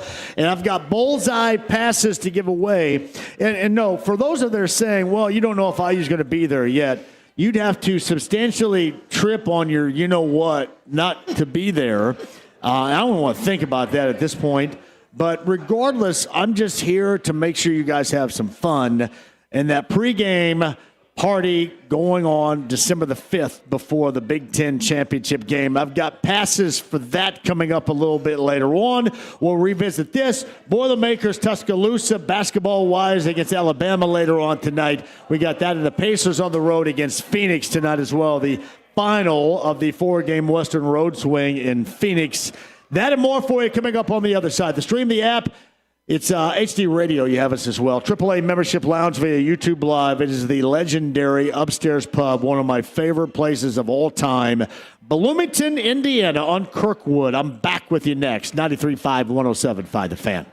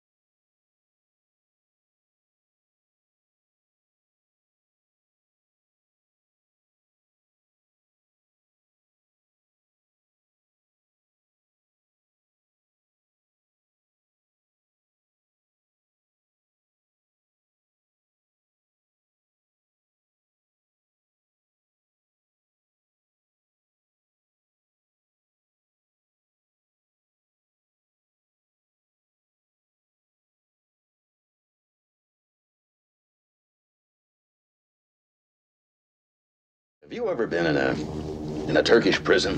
93.5 and 107.5, The Fan. We're back at the Upstairs Pub. We're on Kirkwood and Bloomington, Large City Bourbon, Locks, Luna, Azul, Tequila Shots. Couple of things here. Where's Eric Dees? Is it Dees in the house here still? I saw him earlier. I don't know if he's still here. But I got to get him over here. And I do want to recognize, and I know you guys are going to be embarrassed. Don't be, okay? Because one of the biggest dudes in and around the area is Tom Roberts right over there. Tom Roberts. I think he's since retired. And he always promised me a private jet with Cook, and I never got to go a damn mile on one, but that's okay. But he's also, his lovely wife is Cynthia, and Cynthia Roberts, Tom. Cynthia Roberts was not only just a great friend, but an incredible teacher back at Eastern Green. And she gave me A's when I typed the word penis on the typewriter. So thank you. Thank you for the A back then, because that's the only one I ever got. You must have spelled it right then. No, I did. Yeah. So, but no, seriously, it is kind of a family atmosphere for me going on right now, because here at the Upstairs Pub, there's so many people that I grew up with, and it makes it incredibly special. So, Brent, I got to thank you. Oh, it's awesome. For bringing us down here, and yes. Matt and Mike and Jake and Eric and everybody for having us here. This is extra special for me. I do a lot of these, and I have a great deal of fun, as you guys can tell. But this is different for me right here because of all the people that I've known since basically birth. It's outstanding. And it's so good to see said people, and for me to hear some great stories from back in the day, too. Look, John Callahan's over there telling you everything. Oh, I got all kinds of stuff to talk about John with you. Callahan's telling you everything. Some things are not radio worthy, so we'll talk off there. So I'm not talking about the Lawrence County Jail incident or anything like that. But no, I was clean here. I never had to pick up trash after a little 5 or anything. I was all good. That's outstanding. Isn't it fun to be here, though? I mean, in Bloomington. it is. I mean, and you guys have the pleasure of living here. And again, thanks for having us here, because this is special for him and myself. Yeah. And looking forward to a lot of fun times to come yet. So. Guys, Bloomington's awesome. I mean, it is so awesome. And it has changed a great deal. But I was talking a little bit earlier. You can see things around that are still incredibly the same, Matt. And it's great. I mean, it really is. Yeah, being a Bloomington kid and watching the transformation over the years, you still get that small town charm, that small town feel. It's Bloomington. There is just something about Bloomington. When I was done with school here in 2003, moved up to Chicago, and it was easy to come back. I mean, it really. There's nothing like Bloomington, and to have a football team that's winning. Wow. In the fall, this is just something else. Yeah, and obviously you guys have made tremendous strides with this place. Now, are we done right now, or are we still moving forward and upward? Oh, look at it. Eric's giggling a little bit right here. Well, are we still going forward? Yeah, I don't think you were ever done. We have no plans that are on the immediate horizon right now for exactly what we're doing, but we're open for ideas if you got some. Yeah, yeah, no doubt. But yeah, no, this was the culmination. We expanded across that patio in 2020. Right in the middle of COVID, which was a fantastic timing. Great. Yeah, it was right. Yeah, for sure. Yeah. A lot of really good decisions were made during that time. Yeah. When opportunity presents itself, you either take it or you don't. And that was for us. That opportunity presented itself, and we took it. So, but yeah, right now we have filled out our floor plan with renovations over here. But we're still open for other ideas. Like I said, we're always looking for great ideas if you got them. Yeah, it's funny. I come down Kirkwood, and all things have changed. A lot, Matt, has stayed the same. Now, where'd you go to high school? I was an Edgewood kid. You're Edgewood? Yeah. Oh, what'd you grad? What year? 91. So you knew Lance the Ringler. He's the biggest nerd of all time over there. Lance is a big nerd, and Lance's son, Landon, actually works for us. Does Landon work? Cool. Landon is underneath my marketing umbrella. He's like a dancing dude and everything. I think Landon is. No, I love Lance and Missy, and obviously their son Landon and Jeff Harrington, who went to Edgewood. Yep. And I always mention this too about Edgewood. Ron Heklinski was the basketball coach when I was in high school at Eastern. And I always kind of wanted to play for. Now, he'd have run me off in like a second because I'd have been mouthing. He didn't want to deal with that. Yep. But I always loved the hardcore Ron Heklinski. I mean, when you played for him, I mean, that was like old school stuff, and he always got the absolute best out of basketball players. And I love basketball, and I have a great deal of respect for that. Yeah, Ron was something else. He was there my freshman and sophomore year, and then he took the Ball State job. Yeah, right. Going into my junior year. And then you had Jeff. I think Jeff Birch was afterwards, too. Yep. Jeff stepped in. I played for Coach Birch. Coach Brown was my JV coach. Yeah. Jay had a ton of success after those guys had moved on with the Garrett Butcher group. But, yeah, Coach Heck, man, those practices he didn't take any crap, man. There was no crap taken. No, he did not. He came in and he changed the culture immediately, and you saw the turnaround. Again, it happened to coincide with guys like, Clay Chafin was there, Brian Blackwell, Rhett Dallas transferred in. Yes.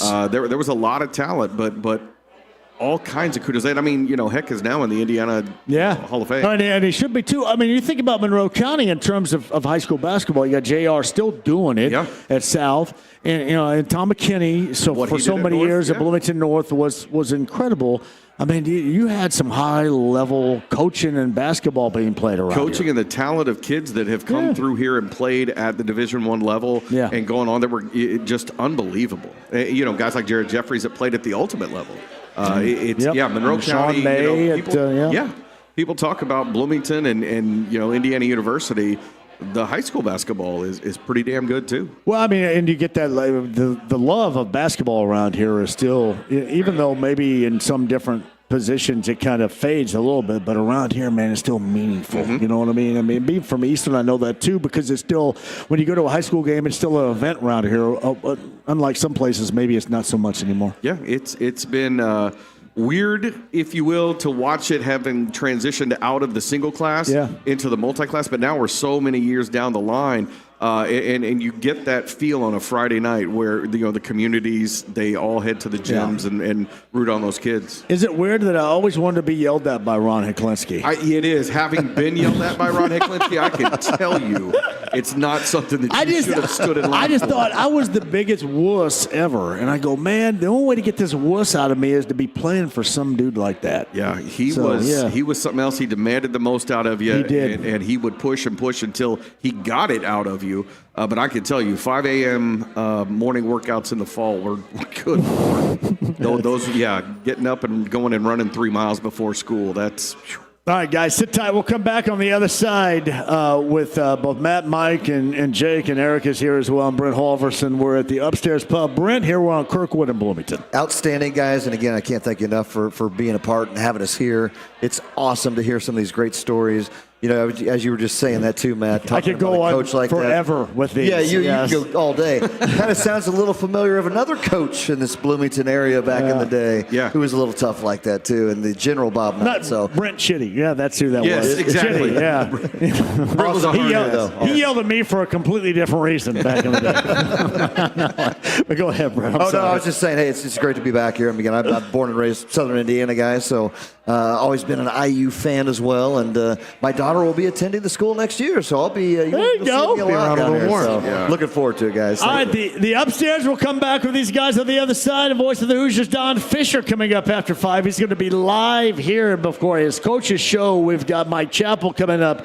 Colts bye week. Pacers on the road in Phoenix later on tonight. That's a 9 o'clock start. 8:30 coverage begins right here later on tonight on The Fan.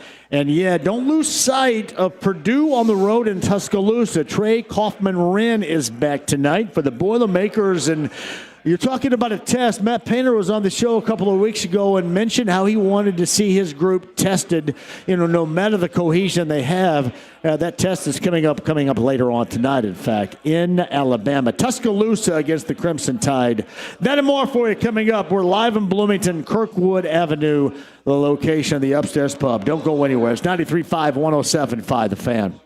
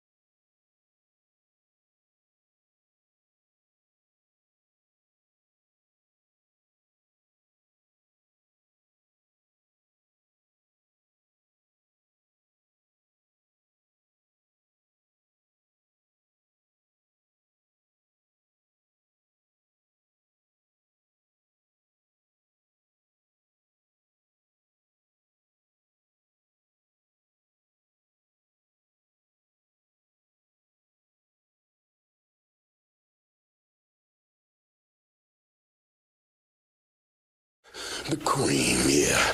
The cream of the crop. And there is no one that does it better. 93.5 and 107.5. The Fan. Hey, back at the Upstairs Pub in Bloomington at Kirkwood. Thank you for joining us. A couple things. Windshield spreadability, original sharp cheddar, bacon and cheddar, and jalapeno pepper. That is for your elite level snacking ability, whether it's crackers or chips or maybe even slapping that on a grilled burger. Windschuler, straight out of Michigan, and you'll find it at your favorite Meijer location, Gordon's Food Service, or in Carmel at Neiman's Harvest Market. The spreadability of Windschulers. And James also reminded me, Matt Rife is the comedian, and he's going to be, this is a little bit of time, right? Early November at Gainbridge Fieldhouse coming up next year, 2026. Number 9 at 239-1070. Matt Rife, the comedian tickets we have to give away. Number 9 at 239-1070. Right now, you are a winner. The Upstairs Pub. We're in Bloomington on Kirkwood, Larceny Bourbon Locks, Luna Azul Tequila Shots. Quick reminder, top of the hour, Mike Chappell, CBS 4 and Fox 59. Colts in a bye week. Colts trying to make sure the offensive line has a little bit more cohesion. Quarterback, ball security, all of that, but they're 8-2 and can sit back and watch what takes place around them in week number 11, which is a good thing. On the road in Kansas City, coming up next week would be the Colts. But Mike talks with us about that at the top of the hour, and also, some of the injury situations too. Yeah, we'll talk about DeForest Buckner, who is scheduled to come off of IR, I think, December the 14th, and obviously his next situation. And Sauce Gardner and Mooney Ward and what that secondary may look like. Mike joins us top of the hour. Voice of the Hoosiers, Don Fisher, is going to stop by here at the Upstairs Pub, also in the 5 o'clock hour. But rejoined now by Matt, Mike, Jake, and Eric all here. Matt and I are reminiscing because he was an old WCC conference, Western Indiana. What is that? Western Indiana. God, what was it? Yeah. West Central Indiana. West Central Indiana. Yep. You were in there with Cascade and Danville and Owen Valley. Yeah. Monrovia was in that too. So we're talking about old Edgewood, Eastern Green Days back in the day, like Brian Blackwell? Yes. Is that another name there? Yeah, Brian was he was a senior when I was a sophomore. He and Chad Pate. Yeah. Those guys. What's his name? Tom Tilley. Tom Tilley was the big ugly down low, man. He was big ugly down low. 6'5". Yeah. Sharp elbows. He was a very sharp elbow dude right there. But yeah, talking a little Edgewood right here and everything else, guys. Upstairs Pub. And I know that coming up on Saturday, you guys got a busy Saturday around here, don't you? Yeah, it's going to be we're bracing for the final home game. I mean, it's 7 o'clock, doors will open. We expect a long line of kids coming What's this breakfast stuff going on, the Breakfast Club? You want to explain? What's this about? Eric, you got an explanation for us, Mr. Carhart over there? I do. I've got an explanation for you. Essentially, we started doing it now. It's been going on 10 years. Yeah. And essentially what it is kids line up. Why not? 5:30 in the morning. Yes. We open our doors at 7, which is the first. They probably just stand out there from exiting at 3, right? And just stand out there and come back in. You can't get up early. You can go to bed. No doubt. But they get in line early, and we open the doors at 7 a.m. They come up. We give them a T-shirt, and we give them free breakfast. That's beautiful. Yeah, we think so. That is. Helping to set the stage for game day, man. Right. Yeah, and Senior Day with Wisconsin coming up on Saturday as well. And an idle week, and then you're on the road at the Oaken Bucket at Purdue coming up on the final regular season weekend of the season. Brent Holverson rejoins us as well. Anything to add before we get to Mike Chappell? And Don Fisher is going to join us live. It's been an absolute pleasure here to have you guys having us here, and you guys join us up here too. And what you've done, and we've talked a little about, if anybody out there has not been to the Upstairs Pub in the last 4 years, 5 years, come check it out, because this is special with the tiki bar, the sports bar. The library is one of my favorites, and if they can find out how to get in there, it's a place to be. So, again, guys, hats off to all of you guys. And again, thanks for having us. Thanks for pitching it to us over the summer. You had the idea, and it just falls right in line with kind of our programming and what we're doing. And again, with John being a local guy to get the show back down here. I love it. It just kind of lined up. We have to do this again, though. I mean, this is a must. Absolutely. I mean, it just is. And then I'm going to get my 80-year-old mom at some point up here. Yes. But when I mentioned Matt that we could get you a scissor lift, she got all pissed and then checked out. Well, you got the keg elevator, right? We can go up the keg elevator. We have a keg elevator. She said they have an elevator, and I go, well, we can get you a scissor lift out front off Kirkwood, and she got mad. It's like, all right. So, but the one thing I did want to do, I wanted to get her all wound up in here because you could hear her cussing at me in the background. Oh, which would be great. That'd be beautiful. Oh, there's nobody that cusses at me more than my mom. I can only imagine. Oh, has she been to a show before? Out live? She's not been to one of our shows before. She has not, but it's funny. She's a huge Pacer fan too, and she loves Obi, and Obi has sent her a jersey, and every time the Pacers play, not now because he's injured, but she hangs her Obi Toppin jersey up right next to her. And That's awesome, man. So, big Pacer guy. We had to get her But out I'm surprised she hasn't called. James knows this back in the studio. She normally calls right now during the show. And considering I've done this for 25 years and can't answer, we just let it go. Tell John I need some. I know it. What's going on with my direct TV? I don't know. Scissor lift you. That's not how I raised you. All right, guys, going to join us on the other side. Brett's going to rejoin too, and Mike Chappell of CBS 4. And hey, Don Fisher, voice of the Hoosiers, on the inbound live here. The Upstairs Pub. We're on Kirkwood, Larceny Bourbon Locks, Luna Azul Tequila Shots on this Thursday, 93.5, 107.5 The Fan.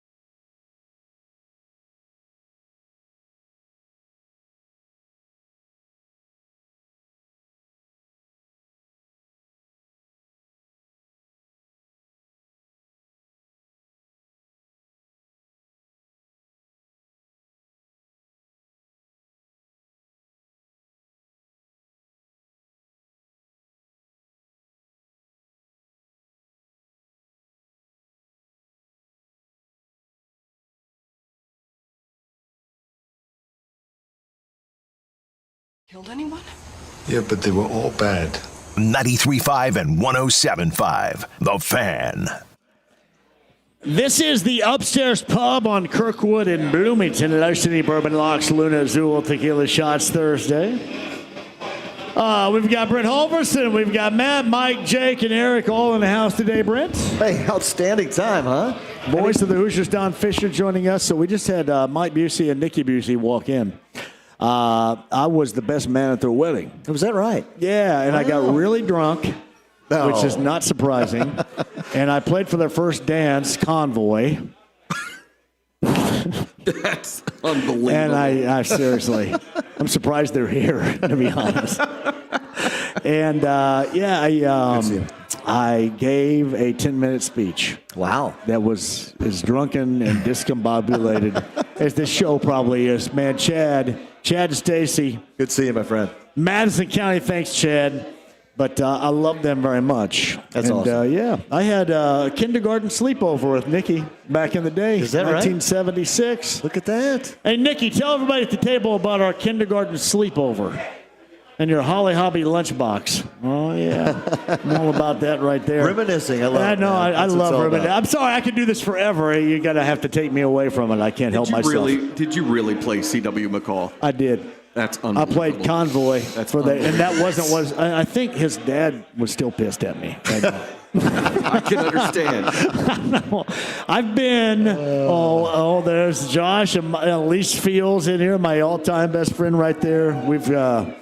We've got a bunch of people here. That's awesome. Yeah. We can share some stories. Yeah, well, I'm sure we could. I'm telling him off air, yeah. Yes. We can share some stories. Voice of the Hoosiers, Don Fisher, in a second. You guys hang out with us. If you guys want to ask a question, you can. CBS 4 and Fox 59, it is Mike Chappell joining us now. All right, so we got a bye week here.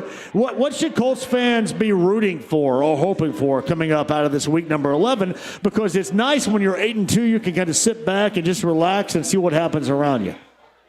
Yeah, I'm looking forward to a few games. I'd like to see Kansas City lose in Denver.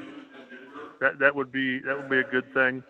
Isn't Houston at Tennessee this week? I think without C.J. Stroud, so that'd be good to get a loss for Houston, which it's pretty hard to expect much from Tennessee.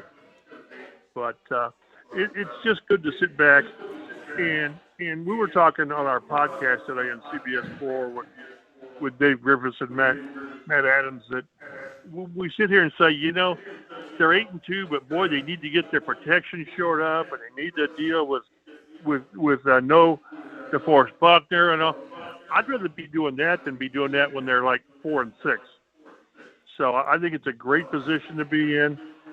And but it's all about taking care of it now moving forward because as we knew, the schedule gets tougher after the bye. It just does. But you're in good position to do. In my mind, if you split with Houston, worst case, split with Houston and split with Jacksonville, that should get you the division. Just because of the way everybody's set up now, and we'll know a lot by how they play it. At Kansas City. It's funny, they're like 2-0 against Pat Mahomes in the regular season. As bad as 2022 was, that season that we all want to forget, they beat Kansas City that year, which is really crazy. It tells you how crazy that year was. So I like where they are. I really do. But they've got to get some things cleaned up. It's Mike Chappell of CBS 4 and Fox 59 on the Andy Moore Automotive Group hotline. Let's talk about the cleanup crew here. One is, obviously, the offensive line cohesion has been disrupted in Pittsburgh, and I thought Atlanta and bringing the house defensively in blitzes did the same thing last week. They ultimately survived that. But between that and then Daniel Jones recognizing that you have to have a much higher level of ball security than you did at early portions of the season, where do we start with that? Yeah. Well, one thing that I've got to change the way I describe it is it's not that the offensive line's got to get fixed. The pass protection has to get fixed. That's everybody. That's Jonathan Taylor picking up the blitz when he needs to. It's the tight ends do it a little bit more. But they've got to get it fixed. the two things go hand in hand. The turnovers and the sacks, they really do, the pressure. So that's what, and without the players here, this is going to be a coaching thing that they've got to deal with when they get back next week. Jones leads the league with eight fumbles. 8. It reminds me of Matt Ryan. Remember the way Matt Ryan littered the field? The main difference, though, is that Daniel Jones is making some plays. As bad as those sacks and turnovers were, he made 3 or 4 plays in Berlin that were top drawer. Third and 21, and he scrambles for 19, and then they convert the 4th and 2. And what I think a play that's easy to forget is they kicked the 44-yard field goal to tie the game. Well, before that play, they had a 10 or 11-yard completion to Michael Pittman. And with the way with Badgley, you don't know what his leg strength is. He leaves a 53-yarder short. So wouldn't you rather have him kicking a 44-yarder than a 54-yarder to send it to overtime? And then Jones made the great throw to Warren in overtime, and then you just hand the ball to Jonathan Taylor. So they've got things to fix, but I'd rather be fixing them at 8-2. But at the top of the list is getting the protection. You cannot before the that game they were 2-20, or they had lost 10 straight games and they were 2-24 when you give up 7 sacks. You can't win that way. It's just virtually impossible to win with that kind of a performance. They did. But, and again, they got smart guys. Tony Ferrano is a quality line coach, and they've got quality players. They've just got to get it fixed, because if you don't get it fixed, everybody watches the games. Everybody's got tape. So until they get it fixed, people are going to test.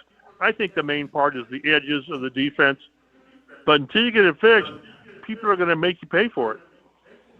It's Mike Chappell of CBS 4 and Fox 59. We're live at the Upstairs Pub in Bloomington on Kirkwood on Larceny Bourbon Locks and Luna's. We'll tequila shots Thursday for week number 11. Hey, quickly, Mike, before I let you go on this bye week, sure. Is there any reason to consider, I know this to be true, that Shane Steichen had said that right now they're okay with Badgley. But you have that kind of shadow of Justin Tucker that looms out there with his now availability. And I know that he kind of had a slide before all this other crap took place here. Do you think ultimately that's any direction that the Colts might look into as far as the place kicking situation is concerned? I hope not. Again, before all of his stuff came up, he wasn't having a good year at all. He wasn't. No, you're right. I just don't know that they would go that route. And the one thing you don't want to do is change your kicker every 2 or 3 weeks. The missed PATs, you can't have that. It changes the game when you're chasing points. The 53-yarder, we knew that's almost the limit of Badgley's range, although he kicked 2 50-yarders at Pittsburgh. I don't think so. It would take like a 1-for-4 game, or a game where you just botched a winning kick. You do not want to start getting kickers changing in, because then you're bringing in a guy who was on the street because he wasn't kicking good enough. I would not want to start, pursuing Justin Tucker. I just think that would be so many ways not a good thing. So Mike Chappell of CBS 4 and Fox 59, we'll give you an easy out coming up this week because it's a bye week. But next week, full-scale conversation regarding this group. But it's nice to be 8-2 if you're a Colts fan, right? You just sit back and relax, and what the hell happens around you coming up this weekend. That's nice. Right. I hear you. Mike, I appreciate you, man. We'll do it again next Thursday. Be well. Of CBS 4 and Fox 59. Look who is here right now. He's got a sweet leather jacket on. Hey, you want to put that bad boy on your head right there. Can you do that? You okay with that? I know. I don't want to mess up that hair because it looks awesome. Voice of the Hoosiers, Don Fisher, is in the house right here. Hey, buddy. Hi, John. How are you? Great. Look at that. Nobody even knew I was here until your ass walked in. Now everybody knows. How you doing, buddy? You all right? I'm doing good. How about you? Does Susie need anything over there? What's that? Does Susie need anything over there right now? We all good? She needs? I think she's got nestled in over there. Oh, well, good. She's already got something. Well, Don, let me introduce you to the group. Brent Halverson, Heaven Hill Distillery. Pleasure, my friend. Outstanding. I drink his products. And Matt here at the upstairs. Hi, Matt. Mike here at the upstairs as well. Have you ever been to the upstairs? No. That's why I was looking around like a guy that doesn't have any idea what's going on. That right there is pretty awesome. That is a great shot. It is. So, all right, you got a little coaching show later on tonight. We do. Got your Q&A ready to go? I ad-lib everything. I love the ad-libbing, right? That's what I do, too, yeah. Wait to see what he's going to say next, you know? No doubt. No doubt. Hey, I want to start with last night. I want to get your thoughts on the basketball squad with Darren DeVries, because the thing that stands out to me is they look like that they're as connected as a team that may be in February right now in November, which is kind of amazing to me and a testimonial to the coaching staff, I think. Well, all I can tell you, John, is what we're seeing right now is unprecedented. And we haven't seen anything like this in a long time at Indiana. 8 years, buddy. From a basketball perspective. 8 years. You got a team that shot 50% in each of their last 2 games from the three-point line, and they're not taking 10.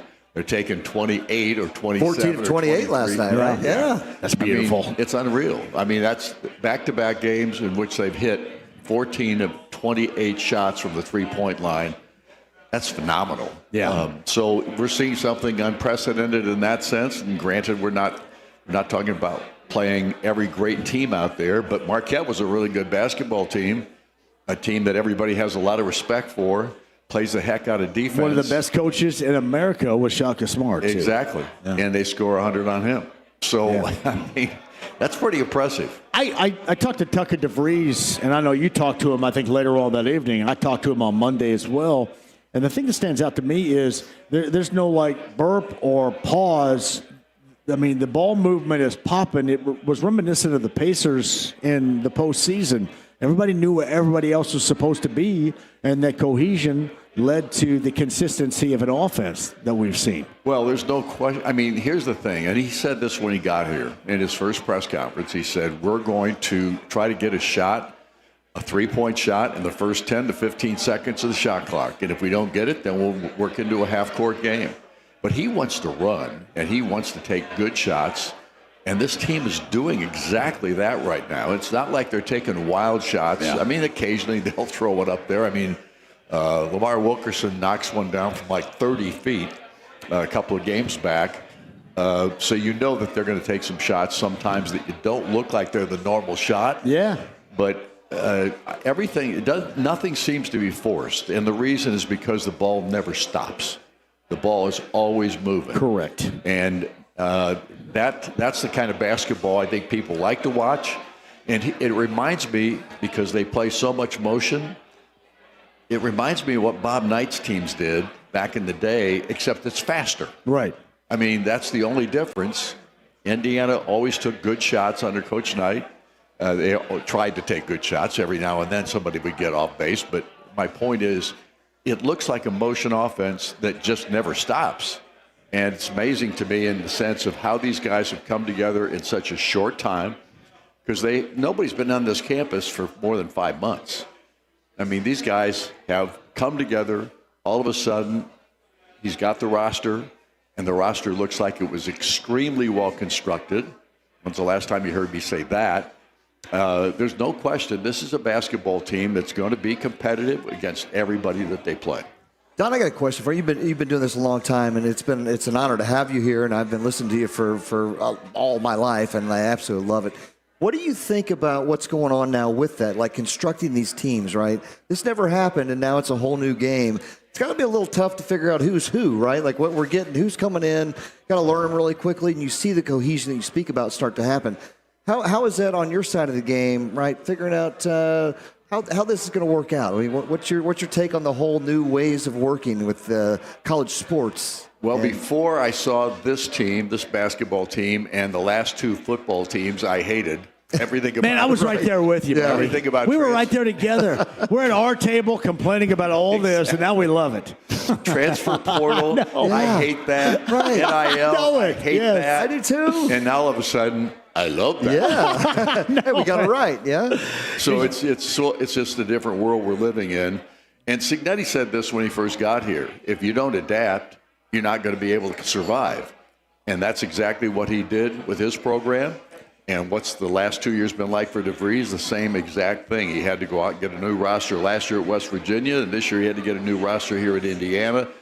And all of a sudden, he knows how to construct it, which is unlike anything we've seen here previously. Absolutely. Just so you know. Oh, yeah. And everybody does know. Right. that adaptation that you're talking about right here, too, I love it because it riles up the old grandfathered in college football programs. You know, those in the SEC and even some of those in the Big Ten, they get all riled up. It's like I use the infiltrators in this, but you're taking advantage of something that you haven't been able to take advantage in the past of, and that's where we are right now. Well, think about this.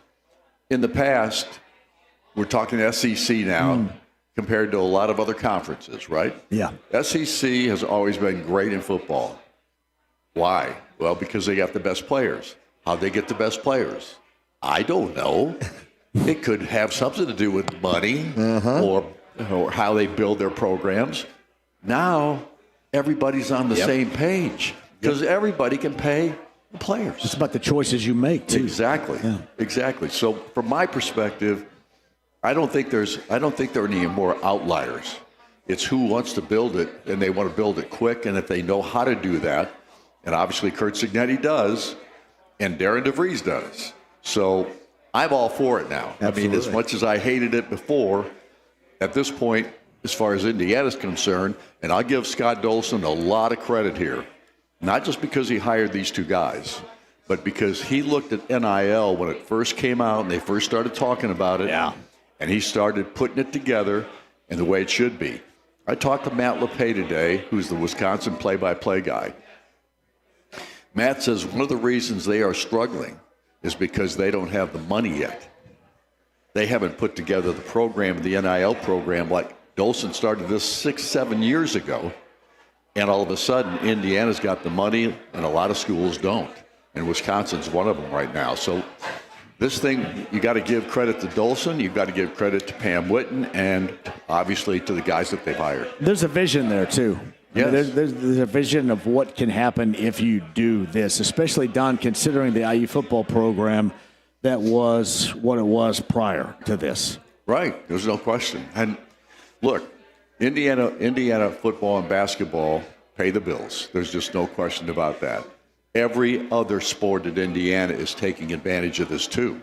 Look what happened to volleyball all of a sudden. So, and baseball's been good at times and not as good as they would like at times. Soccer this year is struggling a little bit compared to what it normally does, but Indiana's got a heck of a program athletically. You just have to give credit to the people that are in charge right now for building it. It took a while. And basketball has suffered more than any other sport at IU, in my opinion, over the last 8 years or so, maybe the last 10. But it's gotten better quickly, and it's all because of what we're talking about here is money. It's Don Fisher, voice of the Hoosiers. So you're going to talk to Coach Cignetti a little bit later on tonight. I brought this up a little bit earlier. I know it hasn't been recently, but longer term past, Wisconsin has run up the score on IU. So if IU puts up 60-plus coming up on Saturday, that'll make me feel good. You know what, John? I feel really good if we win by a point. I know you do. Win's a win. I know you do. I want to see him. I want to see him run it up. I know. I understand what you're saying. Yeah. But here's the other thing about Wisconsin, and they've been good all year long defensively. Yeah. They're a good defensive football team. They got two freshman linebackers are playing. They can do what Wisconsin did, or I should say what Penn State did last week. I mean, they can be in that realm. Exactly. Yeah. And I will say this about Penn State.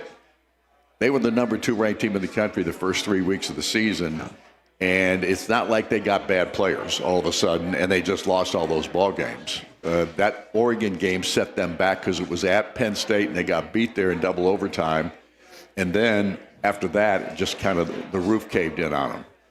Last week, they were ready to play Indiana because it would have made their season had they knocked off IU.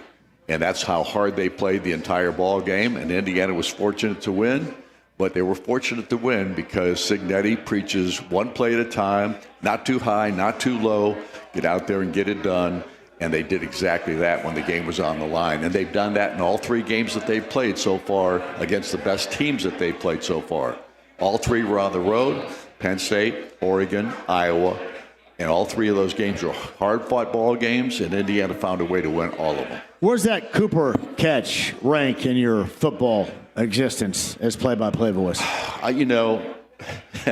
You could go back and I've done 53 years of this. I remember a guy named Ernie Jones back in the Bill Mallory era, was a phenomenal receiver. Thomas Lewis. Those guys were great receivers too. And Indiana's never hurt. Well, I should say never, but most times have always had good skill position players. We've had some good quarterbacks. We've had some good wide receivers. We've had some good running backs. Where we failed, or where Indiana struggled, was in the offensive and defensive lines over the years. And that's one of the reasons that Indiana's never been as good as we'd have liked them to be. But even in the Mallory years, they had some really good football players. And I think right now I can't rank what Omar did. All I can tell you is it's the best I've seen in a long time. Did you know who Charlie Becker was before last weekend? Yeah, because I watched him in practice. Yeah, and John, I've told you this the last 2 years. I've gone to a lot of practices. Spring. You told me about the offensive line, both sides of the football, and I used that as my own on this show. Yeah. So, Charlie has been a guy I've had my eye on for a while. I didn't think he got as many opportunities as perhaps he would like to have had. But that's how Curt Cignetti is. You've got to earn your way onto the field. And he has earned his way onto the field. And obviously Elijah Surratt's injury gave him that opportunity. And, man, he took advantage of it like that. So I give him a tremendous amount of credit. His ball game on Saturday was spectacular for a guy that hadn't seen more than, 5 or 6 ball games in his career. Yeah. Last year he played a few games and had a couple of catches. He had one for a touchdown. That sideline catch would have been the one we talk about if not for the Omar Cooper Exactly Jr. right. catch. Yeah. Exactly right. So all I can tell you is at this point, John, it's a historical year for Indiana football. It's maybe going to be a historical year for Indiana basketball. I'm telling you. We'll see what happens. We can dig some history. There's no doubt about that. Hey, are we going out to eat or drink tomorrow? I drink, you eat. I don't know yet. I haven't. You don't? I haven't Should I been ask home. Susie? I haven't been home a lot, to be quite honest about it. The last 2 weeks have been brutal. And it's Don't you love the way I respond, though? You just kind of like ask me in the moment. You go, hey, we're going to be here in about an hour. Can you show up? And then I come over there and drink right in front of them. Nobody drink. No, John, we might do that, John. It just depends on kind of what happens tomorrow. It depends on how many calls I get and how many people bug me. I'm sure. Well, we won't have that happen. So I'm at Back 9 tomorrow with Bud Light on a Blue Friday. So if you want to call and you want to have a couple of drinks. 10-4. I'm your man. You're always my man. Don Fisher, voice of the Hoosier awesome, right here, everybody. Hey, Here he is. Thank you guys. Hey, thanks for coming out. Hey, come out again soon, would you? This is it. Upstairs Pub. We'll take a quick break. We'll come back with Brent and the gang right here. Upstairs Pub. Kirkwood, Larceny Bourbon Locks, Luna's Old Tequila Shots. Don't go anywhere. It's 93.5, 107.5 The Fan.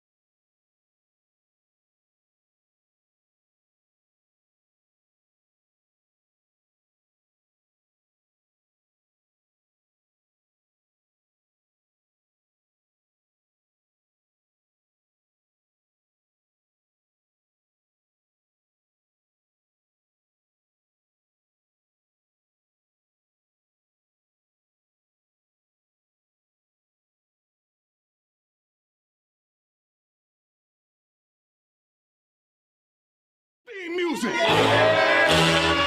93.5 and 107.5. The Fan. All right, back. The Upstairs Pub's our location. We got to go quick here because he's going to leave. And I had to force him to stay. It's the first time he's ever been on this show. No, it's not. Wait a minute. Yes, I was on a long time ago with Matt. Matt got me on here a long time ago. Really? Yeah. That's when it was fun. Buck Soar is here, right here. That was when it was fun. Why do you always turn me down, man? I don't. You're the only one I would ever even spend 15 seconds God, with. man, that's why I love you, brother. Yeah, that's why I love you. I love the Soar Southern family. Indiana right guys, here. we got to stay together. We got to stay together. All right, is that enough? No. Just give me a little insight on Saturday and the rest of the year, and then you can go. It's going to be another Big Ten game where they got Big Ten players over there. They do. Yeah, they're struggling on offense, but they got some guys on defense that'll hit you. It's going to be, always going to be a struggle. But we're really, really good. You got to get your son on here next. Well, your son doesn't come I don't on want to either. be on here, let alone him. I got to go. I got more fun things to do than hang around with JMV, for God's stay sake. in touch with me, buddy. All right, I will. I appreciate See you later. more than Bye. you know. That's Buck Soar right there. He says great. I think that's the first time he's been on the show, but That's he great. says he's been on Second before. time. Second time. All He right. says right there. Buck Soar, the IU Radio Network with us. Don Fisher a little bit earlier. Kevin Todd is on the Andy Moore Automotive Group hotline right now. Good afternoon, Kevin. How are you? Gentlemen, how are you? I heard you guys talking about diamond rings. Are you guys married? Well, that's a sordid story, Kevin. We'll share that another day. Oh, we don't have enough time? we don't have enough time to even touch the subject. But no, seriously, how are you, buddy? I'm doing great. Listen, I hope you guys got those drinks on me last week. And let me tell you right now, we got a great matchup tonight between the Jets and the Patriots. And let me tell you, guys, with the information that I have on this game tonight, my clients, they're moving 4 to 5 times their normal wager on this game tonight. So a guy who normally bets anywhere between $500 a game is moving $2,000 to $2,500 on this game. This is my strongest inner circle play right now on Thursday Night Football, and I'm going to give it to all your listeners absolutely free, guys. All they have to do is pick up the phone and dial 888-320-7517. That's 888-320-7517. You get tonight's matchup, Jets, Pats, absolutely free. Let me build your bankroll. Let me show you how to treat this like a business, people. If you've been listening to me all season long, now is the time to pick up the phone, because I'm telling you, the information that I have on this game, it's going to be over by halftime. That's how strong it is. Give me a call right now at 888-320-7517. Hey, Kevin, this is Brent. First off, thank you again for the drinks last week, man. I mean, that's 2 weeks in a row. That was outstanding. You really took care of us. We appreciate that. Love hearing the knowledge, too. What was your take on Week 10? Week 10, we had a lot of craziness going on out there. What do you think Week 11 brings? Well, I can tell you this. Week 9 and 10, there was a lot of craziness going on where the dogs were winning the games outright. A lot of double-digit dogs, and the public has been getting pretty much, let's say, a bloodbath the last 2 weeks. Even though the public's been losing, I've been making my clients money week in and week out. Last week, one of my biggest plays was Detroit getting revenge, if you remember, against Washington, that they lost in that playoff game where they got destroyed. And that was a revenge game, and they really put it on Washington last week. That was my strongest play that I gave out to my listeners last week, Detroit. And let me tell you, folks, tonight's game, do not attempt to play this game on your own. You're going to lose. Let me make you a paycheck. Let me earn your business. I want to put money in your pocket first. All you need to do is pick up the phone and go to 888-320-7517. Or you could go to my website, thesportsbrokers.com, people. You can read up about me. You can buy picks. You can see who I am. But more important, I want to make you a paycheck. I want to show you how to treat this like a business. A $500 player, guys, since week 1 is up over $15,000. A $1,000 player is up over $30,000 since week 1 dealing with me and my company. That's how strong the information is. And let me tell you, folks, information is knowledge. If you don't believe me, ask all those guys in the NBA who got caught. They had great information, and that's how they were making money. My information is not as good as that, but I do speak to a lot of sportsbook managers and a lot of professional gamblers, and we find out where the sharp games are, and that's how we put them. And I put my clients on those games, and that's how we win week in and week out. We treat it like a business. Less games, more money, gentlemen. With Kevin Todd with us. One more time, give him your number, too, and some of the insights you got coming up this weekend, Kev. Well, listen, we're going to have a great weekend coming on. There's some great games, but listen, folks, it's about tonight.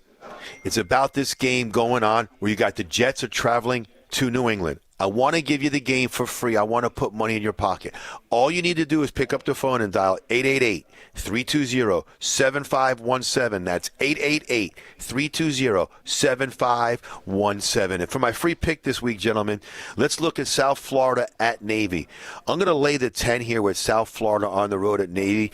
Navy has basically benefited from having the weakest schedule in college football in Division I. I believe there's 136 Division I football teams.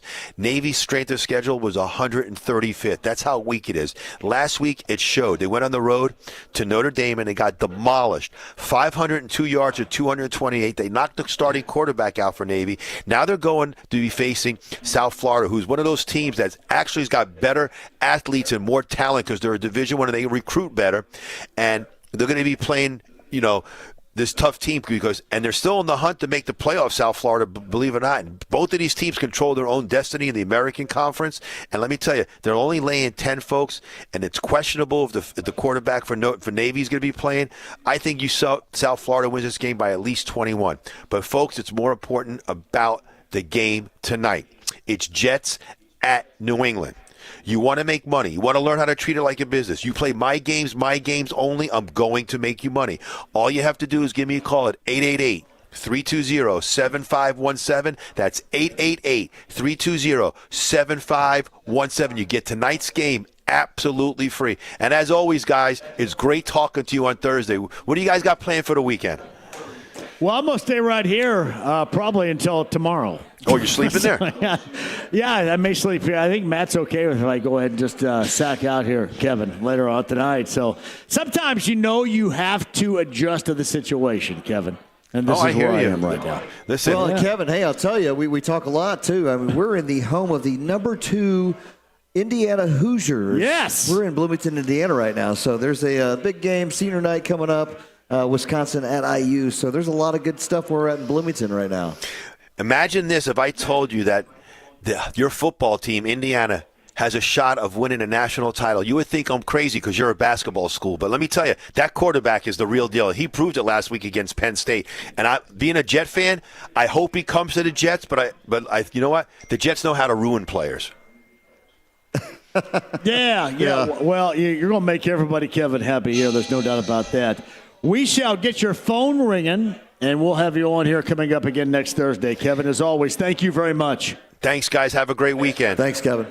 You too, man. Kevin Todd right there with us. That's Brent Holverson. I know Matt and Jake here right now. I'm still thrilled that Buck Sewer stopped in here and said about 3 words. That was awesome. And he was ready to go. He goes, man, I'm going to put this down. Let me get the hell out of here. I got to go. How about Don Fisher, though? I mean, Don Fisher, that's a treat. Yeah. I mean, I've been listening to Don Fisher I'm 51 years old. And he's been doing it as long as I'm alive. All right.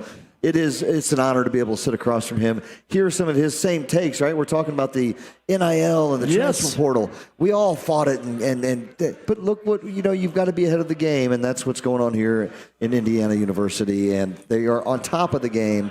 And we have now 2 programs that, hey, Kevin Todd just said we're a basketball school. Not anymore. We are a football and basketball school. It's a football school awesome right to be able now. To say, Matt is here with us, obviously, and Jake as well. With the Upstairs Pub, we are in Bloomington. I've had an absolute blast here. You got final segment with us coming up on the other side, buddy? I tell you, I'm so glad that you guys came down here. The turnout has been great. This has been awesome. That's great. Just awesome to have you in here to soak up the afternoon and to kind of help jumpstart what is to be our final home football weekend. It's the perfect mixture of Monroe and Greene County in this play right now. Yes. I mean, really it is. Yes. I mean, you get Monroe and Greene County coming together. Right here. Yep. So we got a little Jackson County in there, too. Come on, man. Yeah, you throw a little Jackson County in there, too. What are you? What's your county? My county? Yeah. I'm from Carmel. Carmel, okay. Hamilton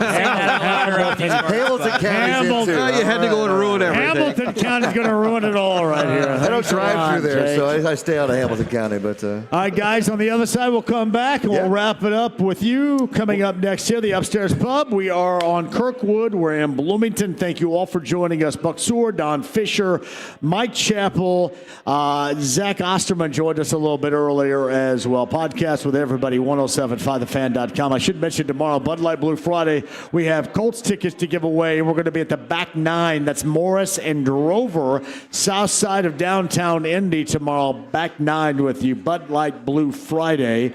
Quick break. We'll come back. We got the Harrah's Leisure Park race of the day, I believe. 50 in betting, 50 in dining, courtesy of Harrah's Leisure Park Racing and Casino in Anderson. James, are you ready? Here it is, your Harrah's Leisure Park race of the day.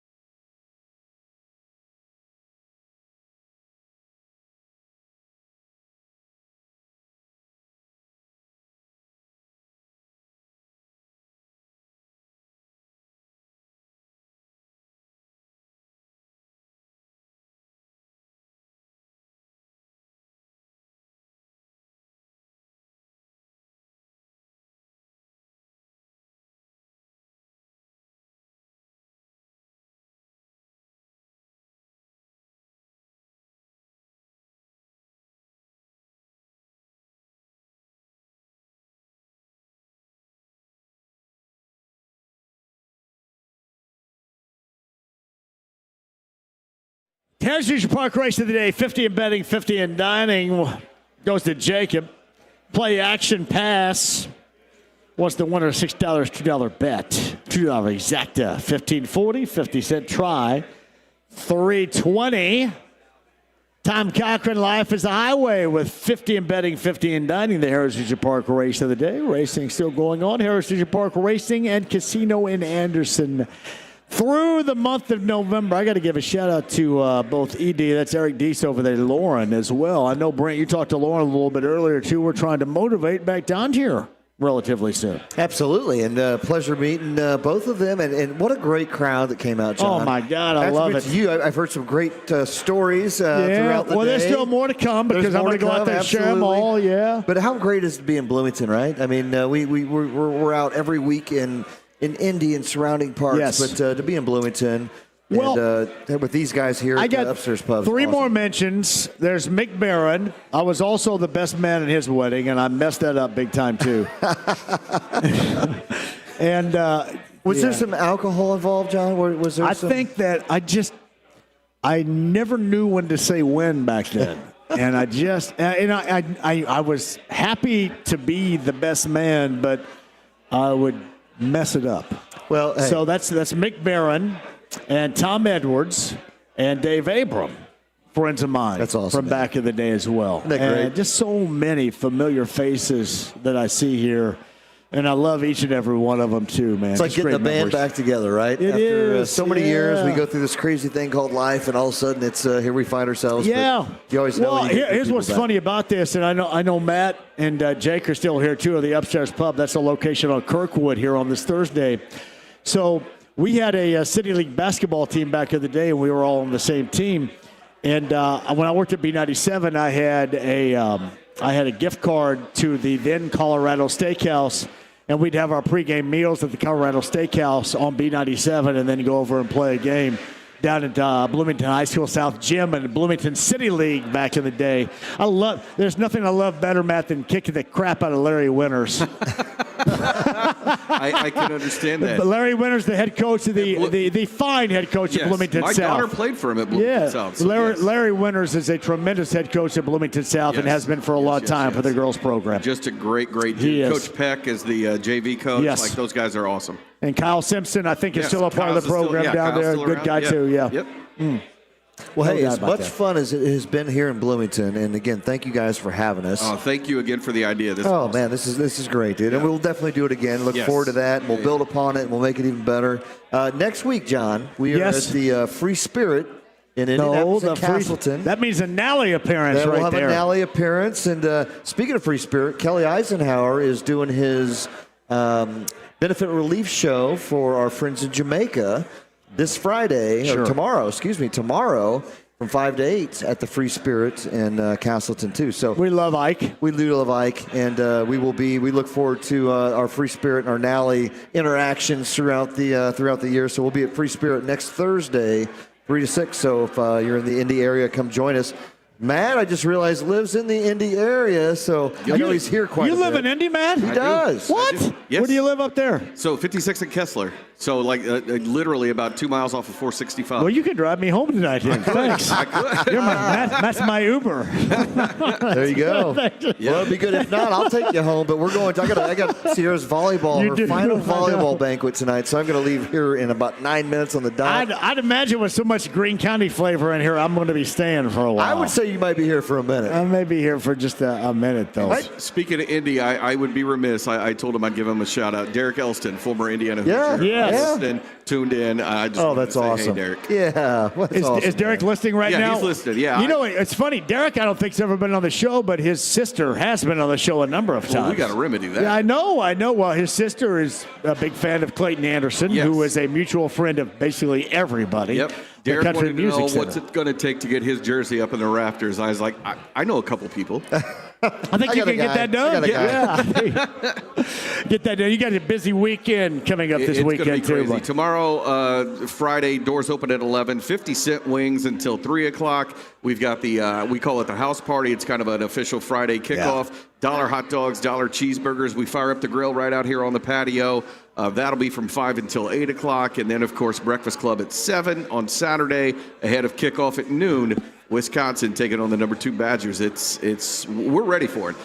Even though it's going to be the final home game of the senior class. There's a senior class. The seniors, but we are ready for it. The staff is fired up. The management guys, we're all ready to go. Man, so go ahead. The Breakfast Club, man, I love it because we've been a part of it with Deep Eddy and with Evan Williams as of late. But awesome! Like, what times that start? Give us a little story on that. Doors open up at 7 o'clock. The student population and adults start lining up probably Jake, about 5:30. Yeah, they start lining up. We open up the doors at 7, and then it's a rush in here to get their T-shirts, and then we feed them breakfast as well. Yeah, I love it, man. I love it. It's great. It's great. And folks will be here. If they don't have tickets, they'll stick around and they'll hang out for the game day. But it's a great thing. You come in here, get your T-shirt, get breakfast, head on up to the tailgate fields, and get ready for the game. And the Bison Mafia, and we have a Mafia member, J-Law, who was he made the big screen and I love weeks ago. I love eating bison too, especially with that place over there. But around you, Ellisville's got a bison place over there. Yeah. I love that too. Hey, Windschuler Spreadability, you can check that out and get it at your favorite Meijer location. Original sharp cheddar, bacon and cheddar, jalapeno pepper, Windschuler Spreadability for what is going to be a terrific weekend and elite level snacking. Man, Matt, we got to do this again, brother. I agree. Seriously. I'm in, man. Like for the basketball season, I mean, holy hell, this has been great. Brent, next weekend, Nally, we're going to beat the Free Spirits in Castleton. Yes, we will. And again, tomorrow night, if anybody's out and about, please come by to the Free Spirit from 5 to 8. Kelly Ike Eisenhower doing this big fundraiser for all of our friends in Jamaica. We know Hurricane Melissa went through there. And Kelly has put this thing together. We'll be there all day tomorrow. Look at our engineer right here. Yeah, man. I love Dev right here. Dev's had a hell of a day. Thank you, brother. Appreciate you. Thank you, Dev. Jay's back in the studio. Thank you guys for having us. Bud Light Blue Friday tomorrow. Where are we tomorrow? Back 9. Yes, back 9. Sorry about that. Back 9 tomorrow. Drover and Morris. Colts tickets. Matt, Jake, you guys, this has been awesome. Thank you very much. Thank you guys very much. Upstairs Pub, I'm going to hang around for a while. I'm not going anywhere, too. Bucksor, Don Fisher, Mike Chappell, Zach Osterman, and all of you guys for having a great time. More Bullseye Big Ten championship game pregame passes coming up as well.